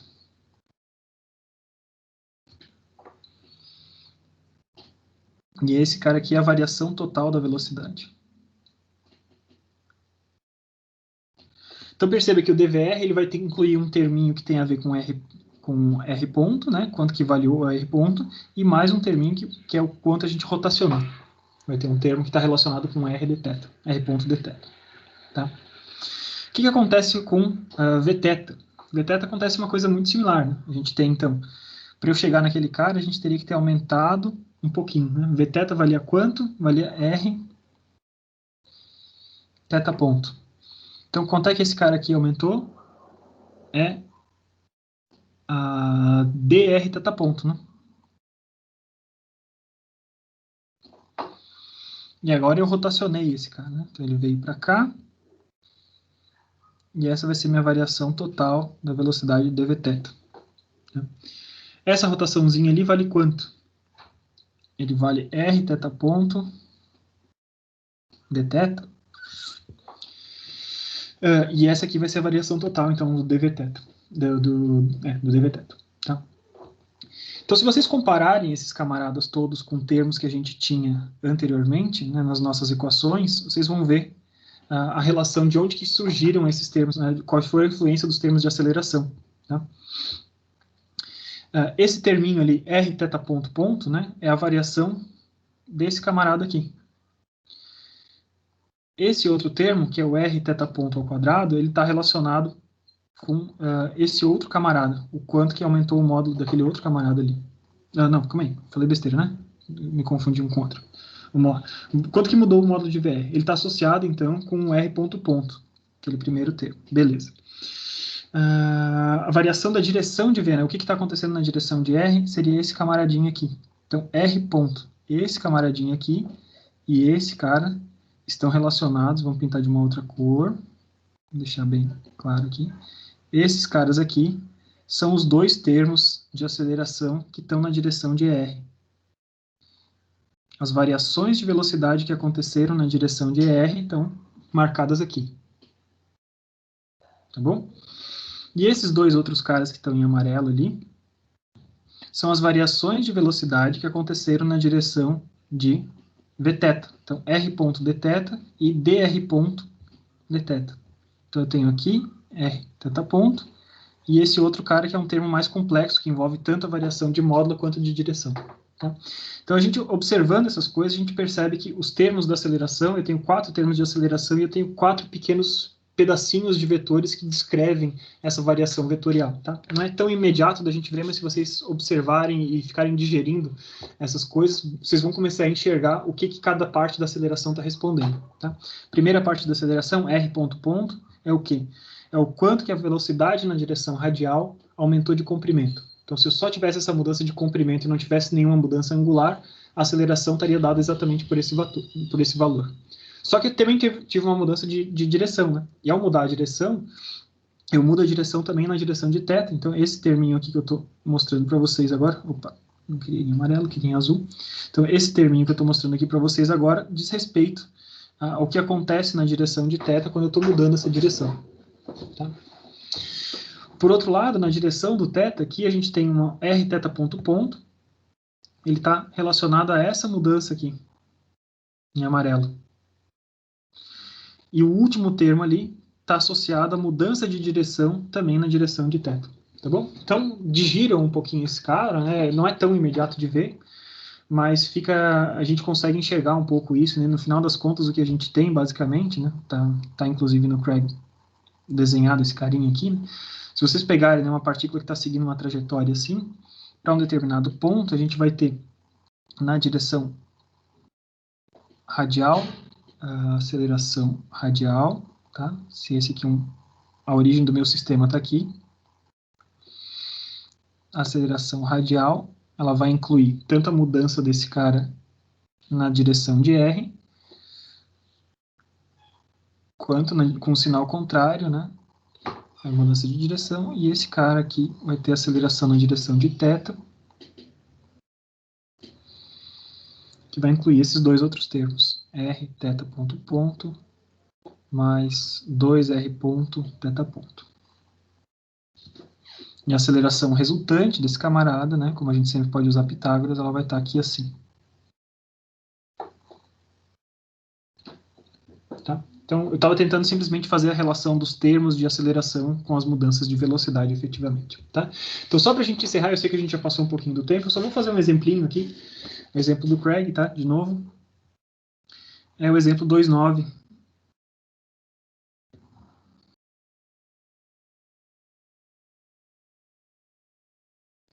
Do Craig. É um exemplo resolvido, ele basicamente diz o seguinte, a gente tem, então, um pino e um mecanismo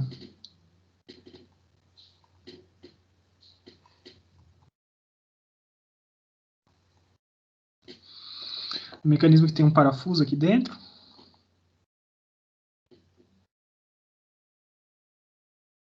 e tem um cursor, tá? Tem uma massa, e essa massa está associada a um parafuso.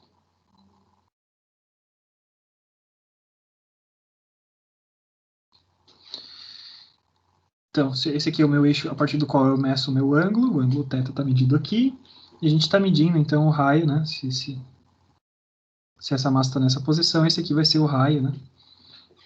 Medido dessa massinha. Tá? Então, o θ está medido a partir dali, o raio está medido daquela forma.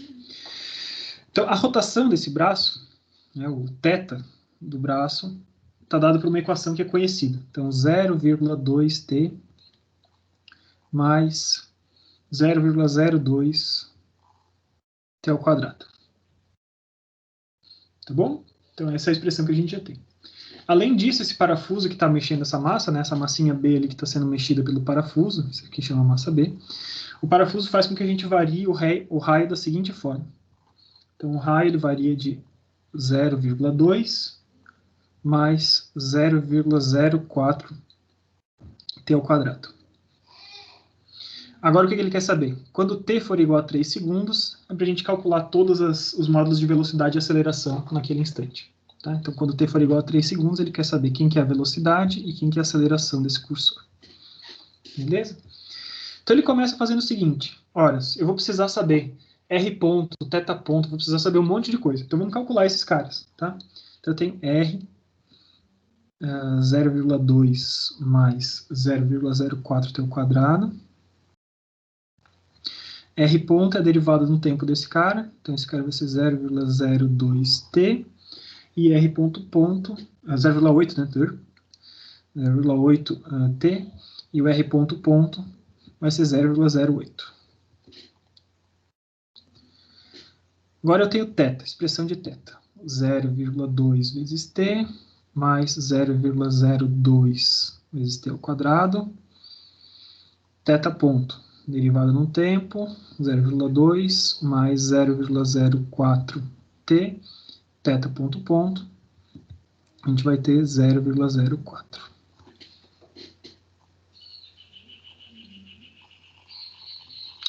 Gente, era o cubo aqui, tá? Para o problema ficar igualzinho ao nosso, era o cubo aqui. Então esse cara aqui não era o cubo. Querendo fazer rápido, a gente vai fazendo besteira, né? Então esse cara aqui fica 0,06t ao quadrado, e esse cara aqui fica 0,12t. Tá? Então ele calculou todas as expressões que a gente vai precisar. R ponto, R ponto, ponto, θ ponto, θ ponto, ponto. Beleza? Então tá, agora a gente pode avaliar esses caras todos em t igual a 3. Tá? Substituindo t igual a 3 em cada um deles, a gente descobre então que o R em t igual a 3 vale 0,56 metros, R ponto vale 0,24 metros por segundo, e R ponto ponto vale 0,08, né, metros por segundo ao quadrado. Θ, quando o tempo vale 3, isso vale 1,14 radianos. Aqui ele já fez a conversão aqui, que é de 65 graus, 65,3 graus. Θ ponto vale 0,74 radianos por segundo. E θ ponto ponto vale 0,36 radianos por segundo ao quadrado. Tem esses componentes todos, agora eu posso simplesmente construir os outros componentes, né? A velocidade radial, né, o componente radial da velocidade é simplesmente R ponto, ou seja, componente radial da minha velocidade, né, que eu geralmente estava denotando assim, na verdade, né?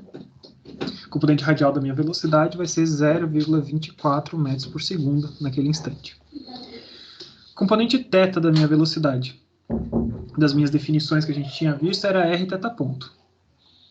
Tá? Então, componente θ da minha velocidade, vou substituir ali, eu tenho 0,56 vezes 0,74, a gente vai chegar à conclusão que Vθ vale 0,414 metros por segundo.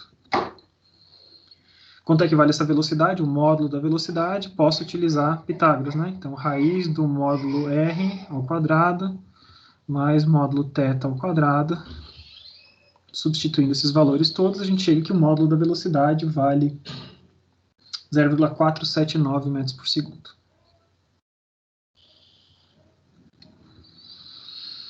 Em seguida, aceleração. Para aceleração, a gente tem diversos termos, né? A gente tinha visto. Aceleração radial.